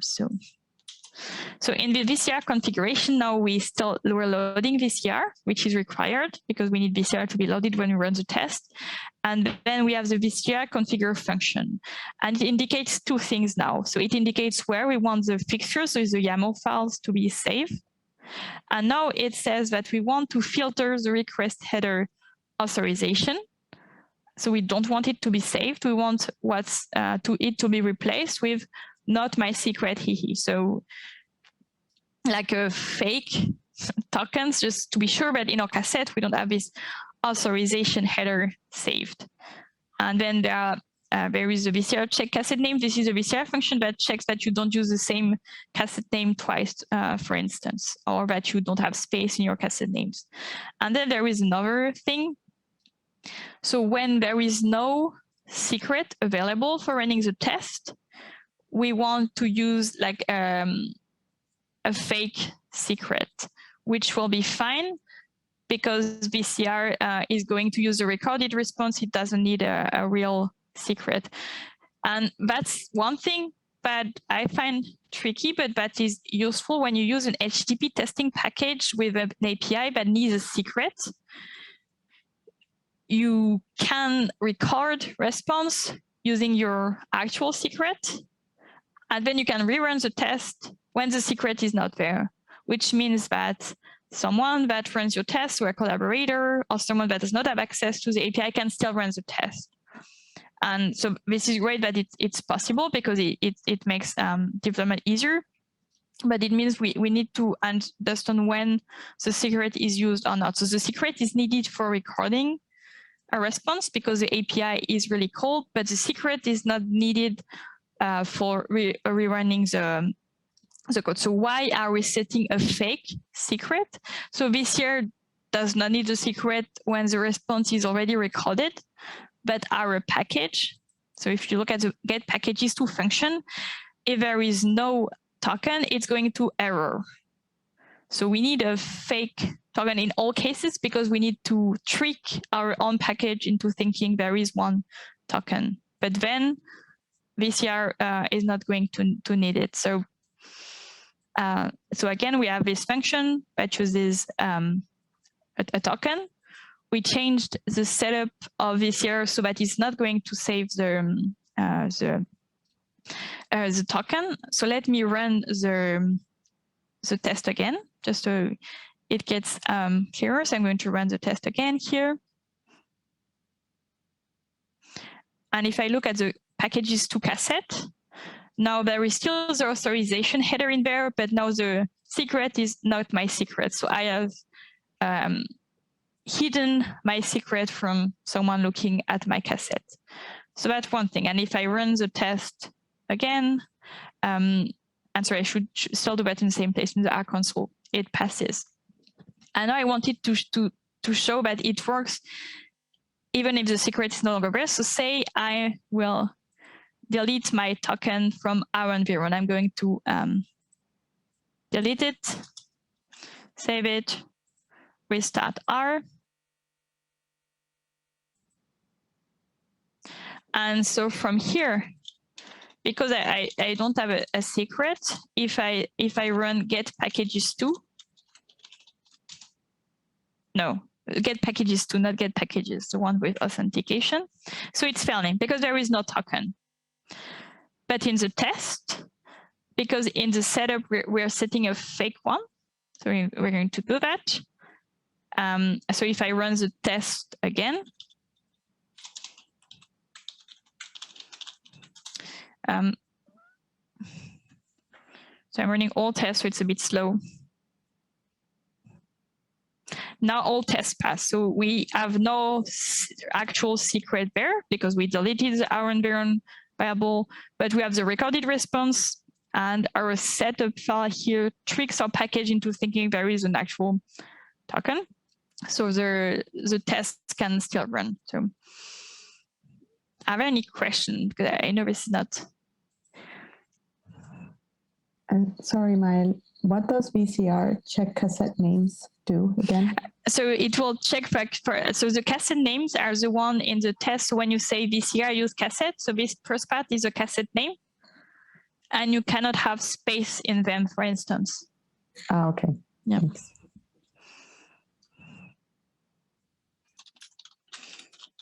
And what I'm also writing is that the HTTP test package, which works like this here, has a different behavior when so the HTTP test package will delete some headers by default from the recorded response.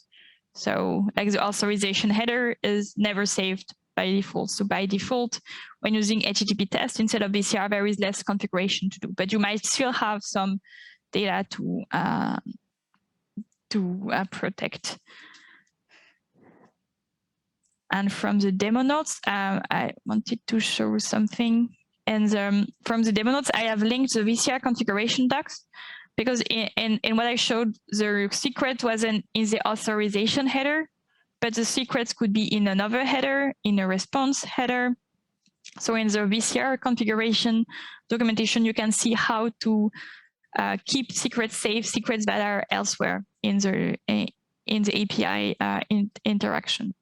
Mael, can you please repeat the part, these check cassette names? Yeah, so the check cassette names. So the cassette names are when you call the VCR use cassette function, the first character that's here is what's the cassette name, and it is then the file name of the cassette.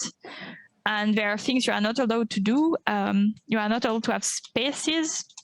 So let me check. I think that's in the check cassette names documentation. You don't want to have illegal characters such as a question mark.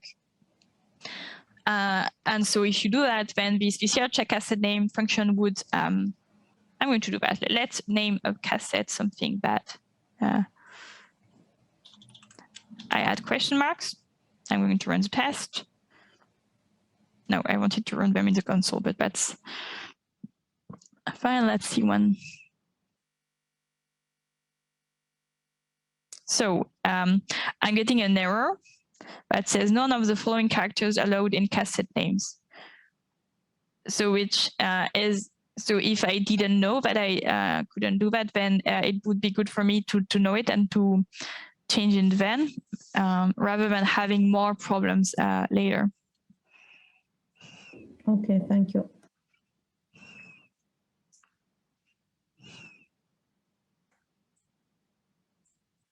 And the setup, VCR setup was added by default by use VCR. So this was added by default by use VCR. I have another question. In the setup apple pie, what is the function filter request headers? Do we need to add something in the list, or is that? No, that's so that's fine as is for our example, and so that's where it's important to know how the secrets are passed to the API. In our case, we were putting a secret in the authorization header. So that's why we say that we want the authorization header content to be replaced with not my secret hehe. So instead of having my top secret token, what's saved in the cassette is this not secret string. And depending on how the API you are interacting with works, you might need another header in there, or you might need a not filter request headers, but filter response header or something else. Like, does anyone have a package that interacts with an API that uses secrets, a token or something? Can you write in the chat if it's okay or not? Sorry if you have questions. Okay. Okay. Okay, and feel free to interrupt this question. Good. All right, I should ask that more. And I'm seeing if I'm not missing something not okay. This good. Yeah. And Paula, Andrea, what does your package use as secret? Like, is it an API key? Yeah, I have a GitHub token, but I don't think I've saved it in my environment.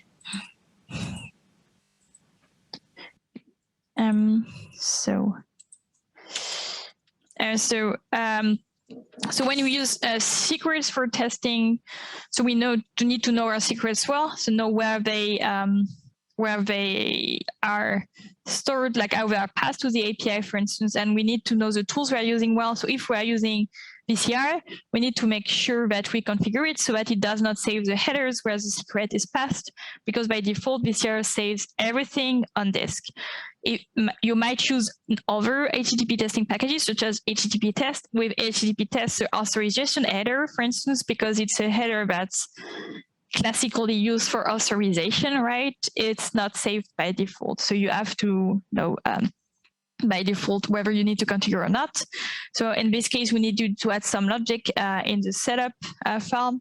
I've written secrets as GitHub repo secrets. We only need to store secrets in the GitHub repo secrets if we have some workflow with real requests happening, which we do not have yet. In the HTTP testing in our book, there is a chapter about security. And one last thing before the break that I wanted to mention is that we use a file called setup.r, setup.api.r, and I've put a link to a table. So when you use testthat, there are different places where you can store your configuration for some packages or helper function for your test. So you can store them like we did in a file called setup something. And it's run before test, but it's not loaded into your environment when you load everything with load all. So if you want to develop your test interactively, you have to source setup by hand, like I needed to do when I inserted cassette. You could also use a file called helper. And the difference with a setup file is that this one would be loaded with load all. And so that you could have put the VCR configuration there. Then some people store their helper functions for test in the R folder with other functions because they want to test them, for instance. So that's something that you could do. So that's just something to keep in mind when you choose where to put the helper code for your test, either setup or helper or in the R folder. And this time for a short break. So the break is soon over. Are there questions before we get to the next part? And there will be also time for questions.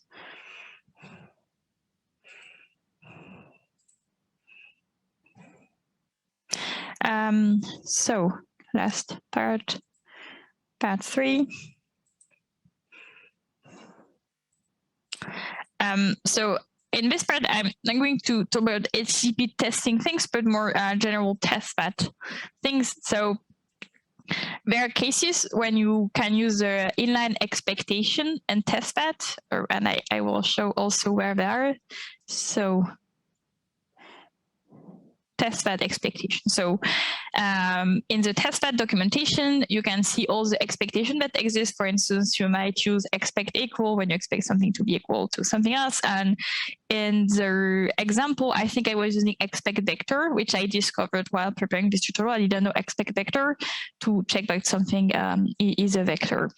And these are inlines. So you, like for instance, we had expect vector character, which was inline, but so where are the types? So sometimes you have a large complicated output. Maybe your package is outputted some sort of list or JSON, or you might be creating images, or you might output error messages, like not output, but have error messages. And how do you test for that? And in that case, it might be interesting to know and use what's called snapshot testing. So it's available in testthat third edition.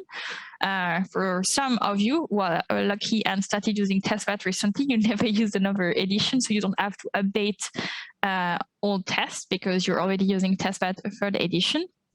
So this is good news. If you are not using testthat third edition already, there is in testthat documentation 2 and the release notes, you can look at the blog post about the version 3, which explains you how to update your test to the new edition.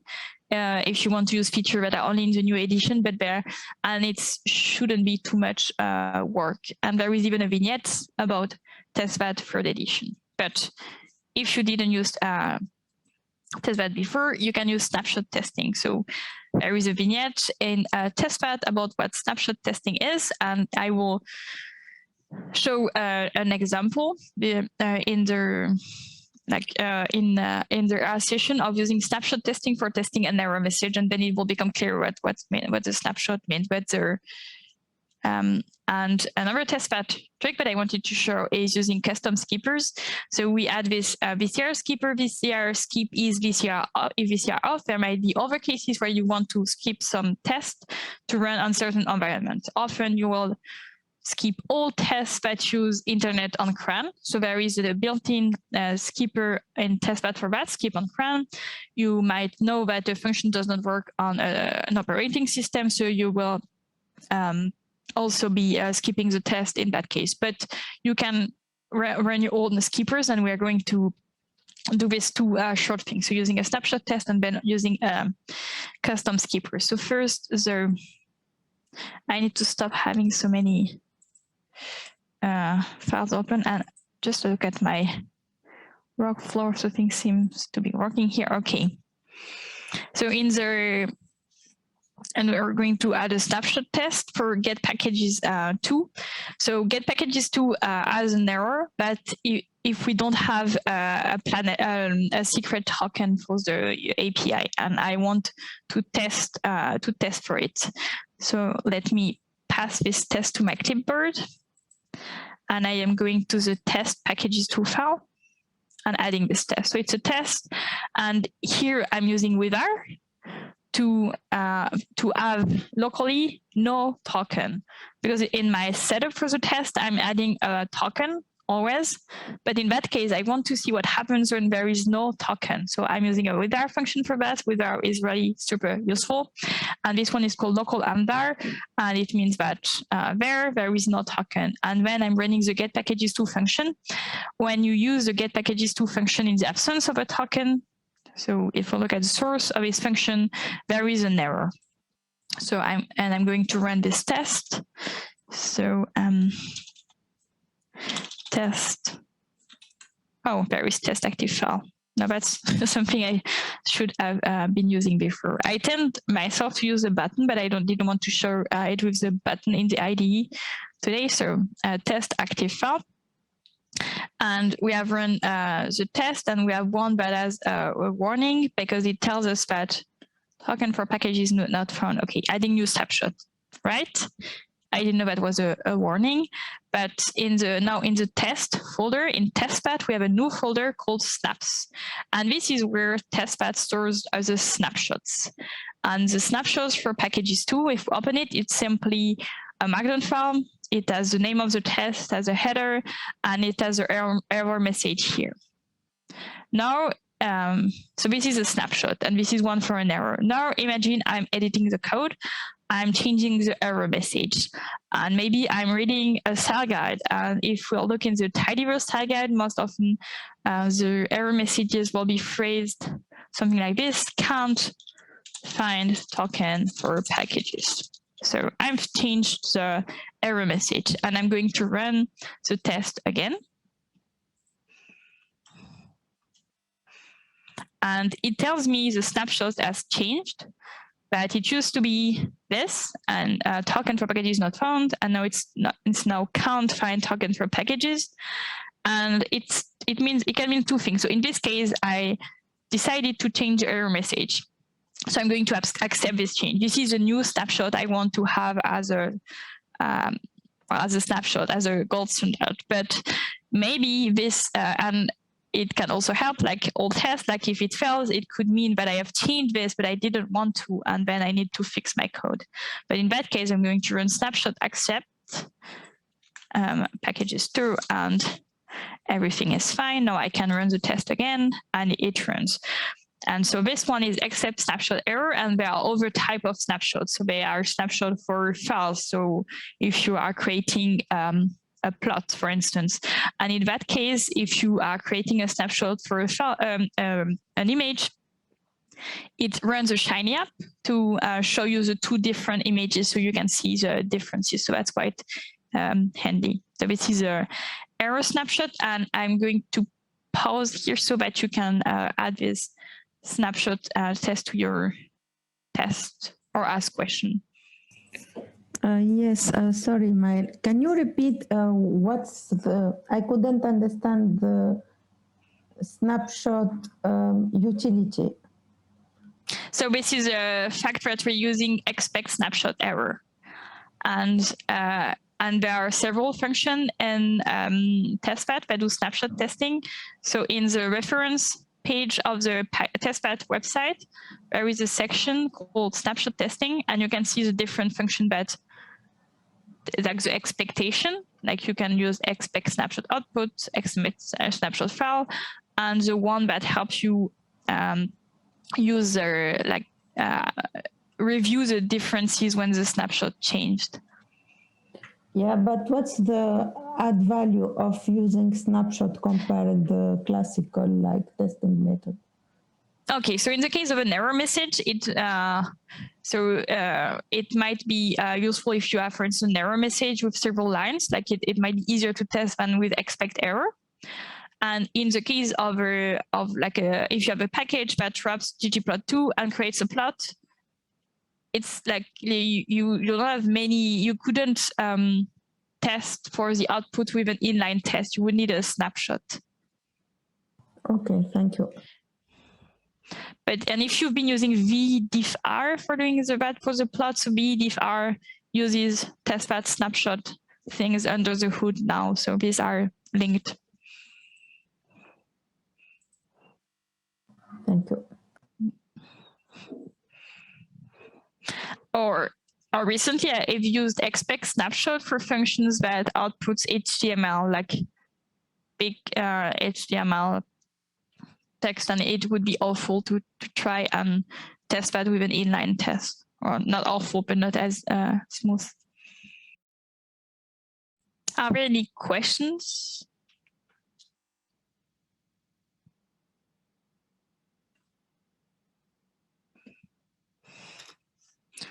Can you write in the chat whether it worked, or thank you, Balaon there.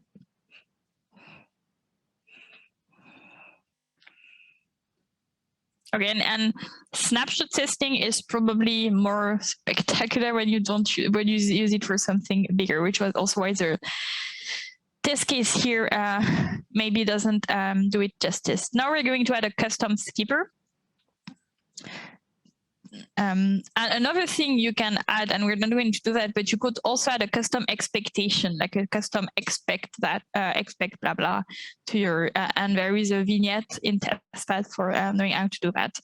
And there is a vignette in testthat to know how to add custom skippers, and it even explains to you how you could test your skipper if it's a skipper that you use in many places or that you distribute with your package like VCR does. But today we are going to add a skipper, but we are not going to test this skipper. So I'm going to copy the skipper from the custom skipper snippet to my clipboard and paste it to the setup file, to the setup apple pie. And as mentioned previously, you could choose to put that in a file not called setup something, but helper something.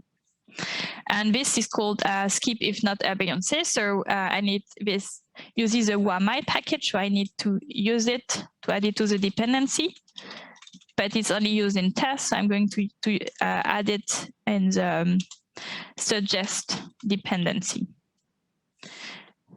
So this way it's in the dependencies in my package, but only suggest one.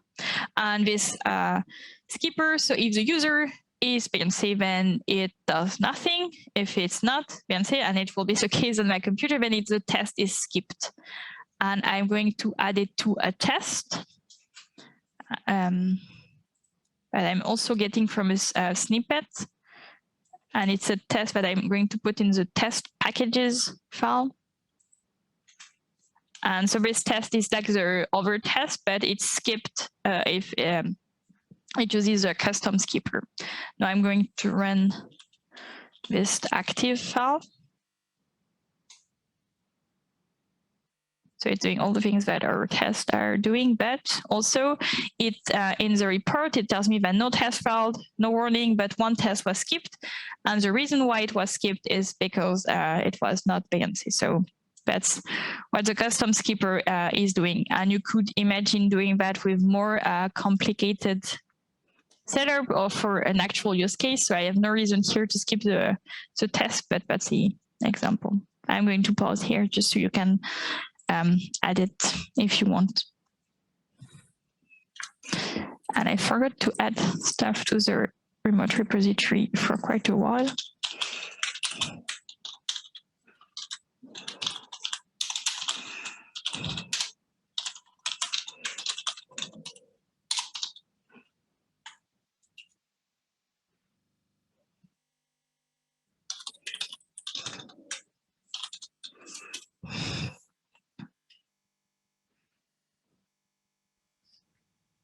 I'm trying to understand this function. Is it just to check one username? If we have more usernames, we will have to have a different function, right? Yeah, exactly. Yeah. Okay. And maybe you will never need like to have this way to skip, but you might skip in other, maybe skipping depending on the version of R, for instance. Have a test that only tests the behavior on a very old version of R. Are there questions about this in particular, or any aspect of the test?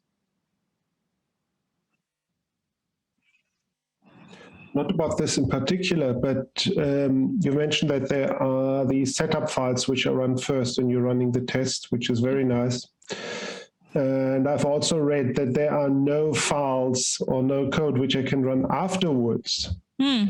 So is there, okay, I don't understand that reasoning except of pushing with our package, but is there any way of running code after you've done your tests? After I've done all my tests, except of just adding a dummy test at the end, which is called 999, something like that. So I think the idea is that before, so I think this has been deprecated. So this was a tear down function and whatever what I call. Yeah. So, so I think that's what the test features explained. And does it mention the tear down? So it mentions a tiered environment. No. So now what they would expect you to do is to have your code that you want to run at the end, call with R, differ, and then tiered environment. So they would still encourage you to use with R. So I don't think like they used to be the tiered files, but now the idea is that your code should clean for itself. So what kind of code would you like to run after all the tests are run? For example, I want to avoid the with R packages. I'm reluctant to use packages as much as possible, especially from the tidyverse. This bit me quite badly once. You can use one exit function in R. Yes, but these ones I have to define in each test, for example. I'm using the onExit extensively in my functions, disconnecting from a database, for example. But I'm especially thinking about deleting temporary directories, temporary files which have been created during the tests. So, okay, I could put that into the individual test packages. Yeah, I think the idea is like what would be recommended, like from testthat documentation in particular, is that you would have a helper that you would define yourself, and when you use a temporary file, you call that helper, and this helper deletes it exactly what Wizard would do, but you would write it yourself. I think that's what, yeah. So no, there is no longer a tiered down file that's run after older. So. Yeah. Okay. Thanks. And we check whether there are other questions. No question. Can everyone just write if you have a question or no question, just so I have more signals to move on.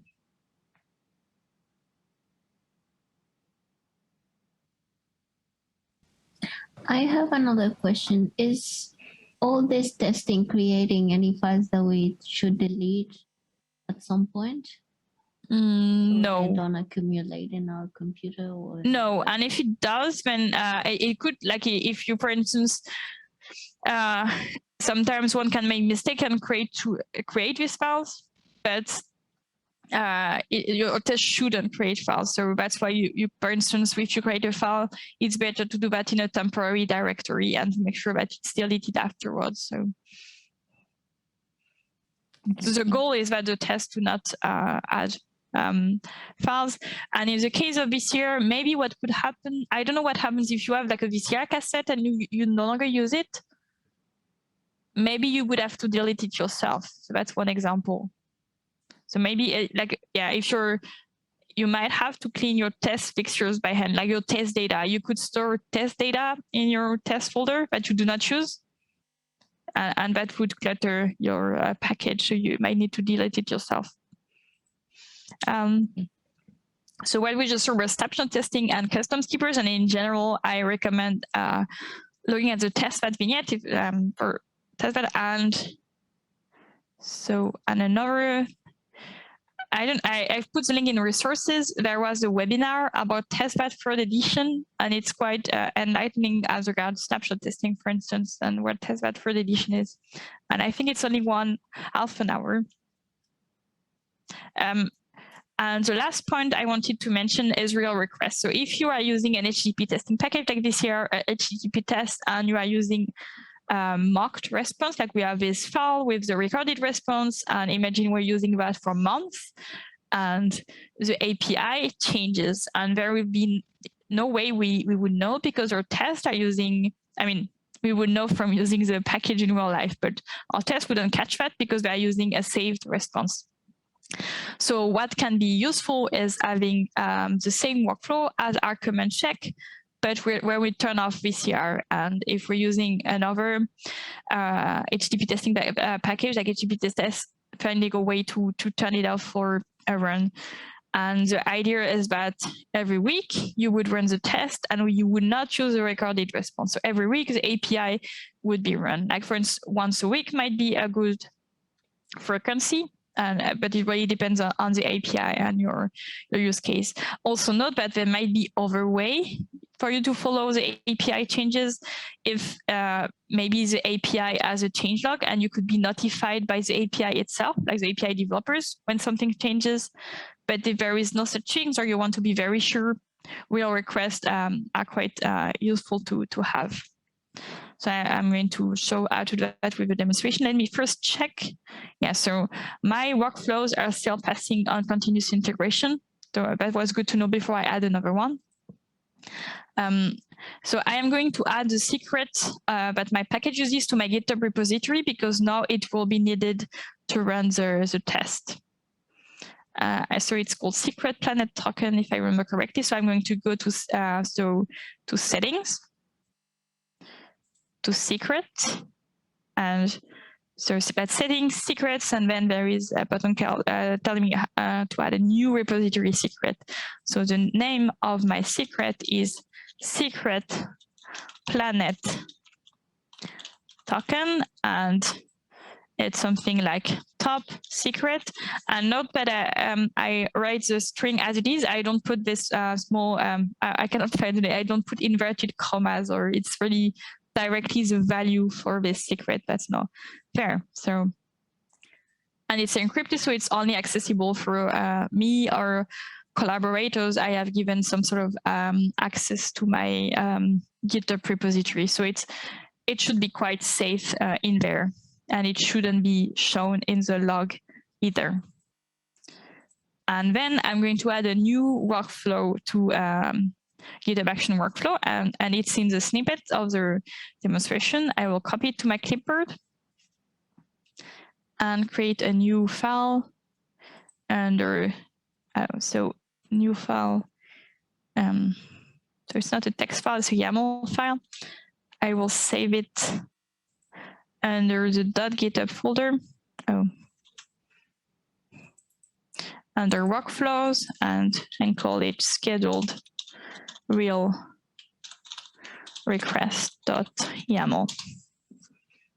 And the way I created this workflow, so it's the same as the standard check workflow, but I tweaked it a bit. So I tweaked when it runs. So it runs when I push to main. I can delete that later, but when you are developing a workflow that is scheduled, it's good to have it work when it's pushed to a given branch, because otherwise you have to wait. Like, I don't exactly remember what I've put here as cron schedule. So this is cron. So it's once a week for sure. I think it's 12 every Monday. So there are tools online to help you write cron syntax. But in any case, it's once a week, and I don't want to have to wait once a week to see whether it works. But once it's developed, maybe I could delete this part. So this indicates when the workflow should run. And then the other difference with the workflow that had been added by UseThis is that I put this environmental variable VCR turn off equal to true. This means that this workflow will never use the recorded response I have in my package. It will always call the API itself. So that's the difference. And I'm going to add it to my GitHub repository.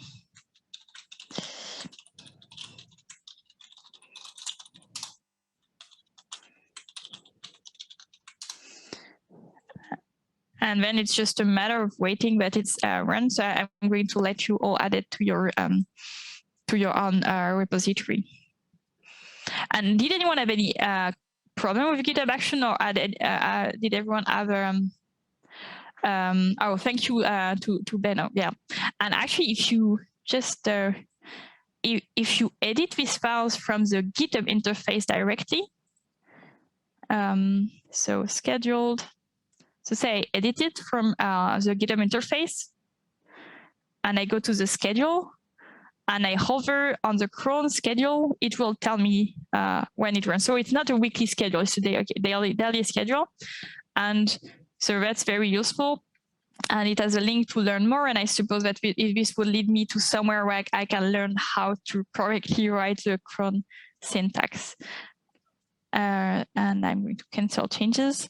And I wanted to know whether anyone had a workflow that was failing for some reason under GitHub Action.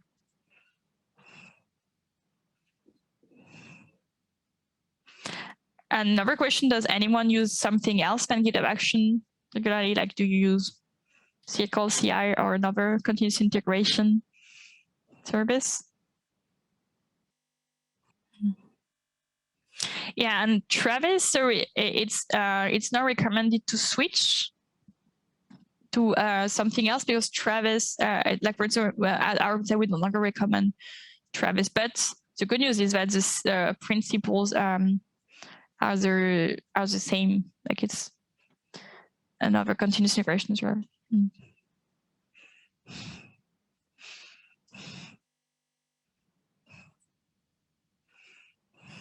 And for the person using Jenkins, I suppose it means you have more setup to do yourself when you use that. And to go to the scheduled run, does anyone have a question about that? Or do you already use scheduled runs for your continuous integration workflow?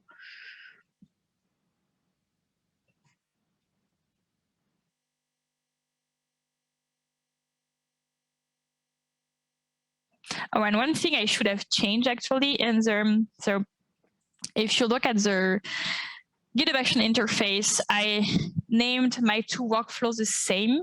So that's bad for browsing. In the workflow, it'd be best for me to change the name and call it real request RTMD check. So this field name and the YAML file, it's better to change it just so it's different from the other one.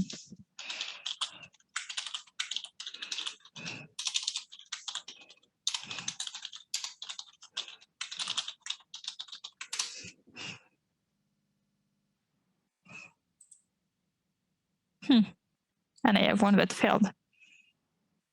Okay, but only on one. Okay, so I have one workflow that fails on Mac, but it fails at the setup of ours. So I think this is not my responsibility, and this is a case where I would just wait few hours, a few days to see if it goes away or if it's really my fault. Yeah, all of mine failed, but I think there is also the missing package of who am I. Oh yeah, sorry, because that's I have done that on the console, but I have not written that in the demo. So you need to run use package who am I type equal to suggest. So I put that in the chat. So it's to add who am I to description.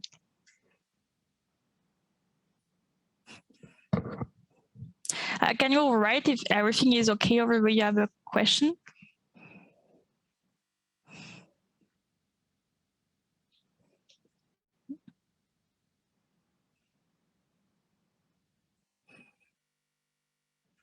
Okay, so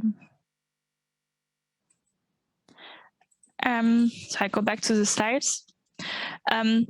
And I wanted to mention how does one get better writing CI workflows? So one need to learn the current syntax when writing scheduled runs, not like I did. So, but the main idea is to get inspired by others, like to see how people are using continuous integration. So I really like this life hack by Julia Selgi. So this was a life hack for Travis, but it still applies to any continuous integration service, where she said that so she said, my go-to strategy for getting Travis bells to work is snooping on other people's Travis.yaml files. Should that today to tidier.travis.yaml for solving my problem.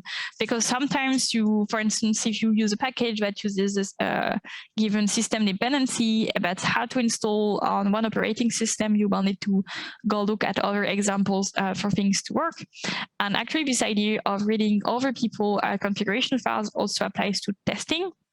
So you can go read the test of other packages to see how they deal with different things. So for instance, how does this package use snapshot testing? How do they set up their helper function? And I would recommend reading the testthat documentation. I would recommend reading the HTTP testing in our book, of course. And on that one, the HTTP testing in our book, of course, we are looking for feedback. So if you have any feedback to make, you can open an issue in the GitHub repository of that book. And regarding HTTP testing itself, so VCR that we use today is handy for usual workflows. It's highly configurable. And there are other HTTP testing packages like HTTP test, which is quite close to VCR. So what we saw today will help you with learning HTTP test too. And there is webfakes. Webfakes is quite different because it lets you define all web service, but webfakes is the one you have to use if you use curl, for instance, because VCR works with HTTR and crawl. HTTPS works with HTTR. Webfakes would work for any of those. If you have a package that interacts with databases, you might like the helper package D2DB. That is like HTTP test for databases. And what I also wanted to underline is what we've seen with this idea of fixtures having files that are called from tests. So this would also apply to other testing packages. So I wanted to thank you for listening, and we have time for question after I said thank you.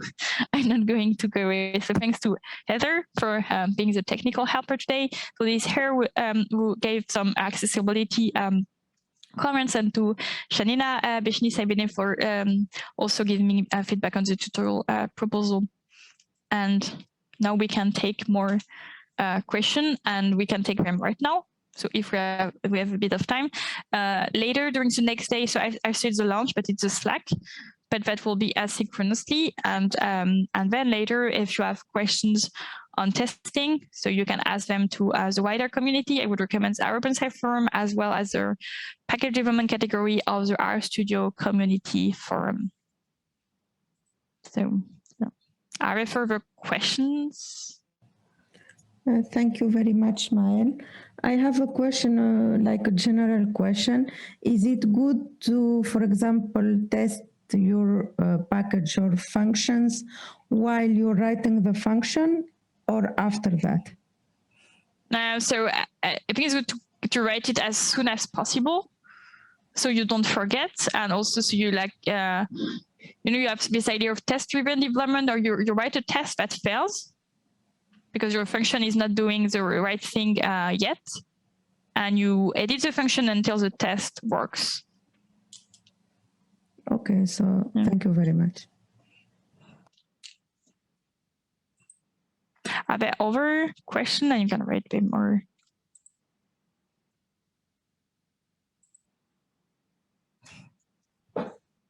Can you recommend a nice introduction into the web fake packages? The chapter of the HTTP testing in our book. So there is a chapter of HTTP testing in our book where I do something minimal with web fakes. So that might be an introduction, for from a newbie. And then the web fakes itself. So it's not much used yet, but there is an intro, and the documentation is actually very exhaustive from what I saw until now. So that would be this book chapter and the documentation of web fakes. Okay, thanks. Could you recommend a package that has all the tests that we can look at? You mean like a good example package? Yeah. Yes, it would depend on the package you are writing, right? But a way to find them, like for instance, you could look at the reverse dependencies of, say, BCR or HTTP test, and if you see one that then you could look at that one, because it might also help to also know the interface of the package a bit, so that it's less foreign to look at. So. Okay, thank you.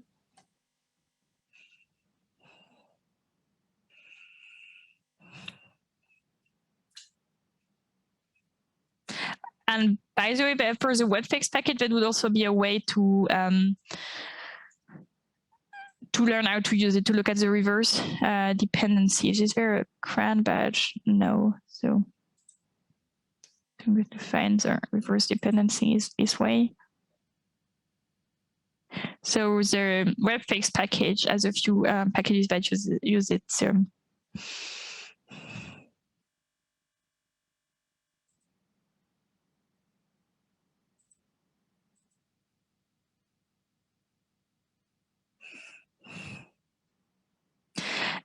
To answer Beatrice's question about the idea of test-driven development, I think that would be in the R packages book that it would be defined. I think the R packages book chapter about testing even have something like the idea that you could end your workday with a failing test. So then when you come back to work, you know exactly what you need to fix, but what problem you had left on the day before that.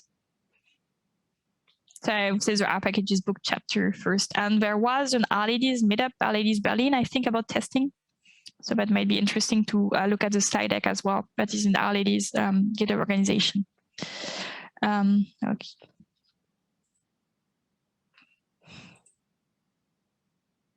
And I will wait like 8 more minutes for more questions, but then we have to leave the room in time because the next tutorial is in 15 minutes after we finish this one. And I'm also going to stop sharing my screen.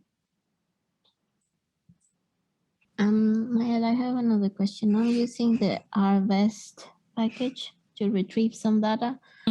Are there any specific tests or functions that you recommend that I should look into? No, but I see I see the developer of the Polite package is still here.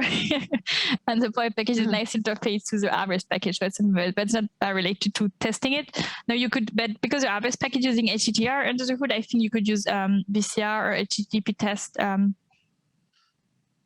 So you would wrap your code in a use cassette BCR call, and it should work. Okay. So and what kind of data? So is it for a package that you need to scrape the data? Yeah, it's not yet a package. I'm scraping data from a website. That doesn't make it available through other means then? Yeah, I would like to make it a package. It's just a lot of clicking if one person does it manually.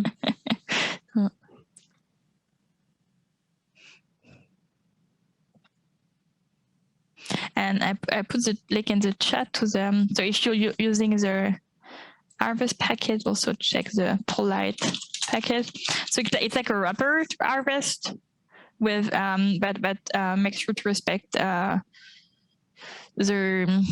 robot text file of the website, and as well as not sending too many requests at once. And it should be minimal changes to the harvest code. Yeah, so and use the sleep function, but that works well. And there is also rate limiter package for rate limiting, which is what polite using, I think. But sleep is sleep in general is fine, and also the sleep function in R.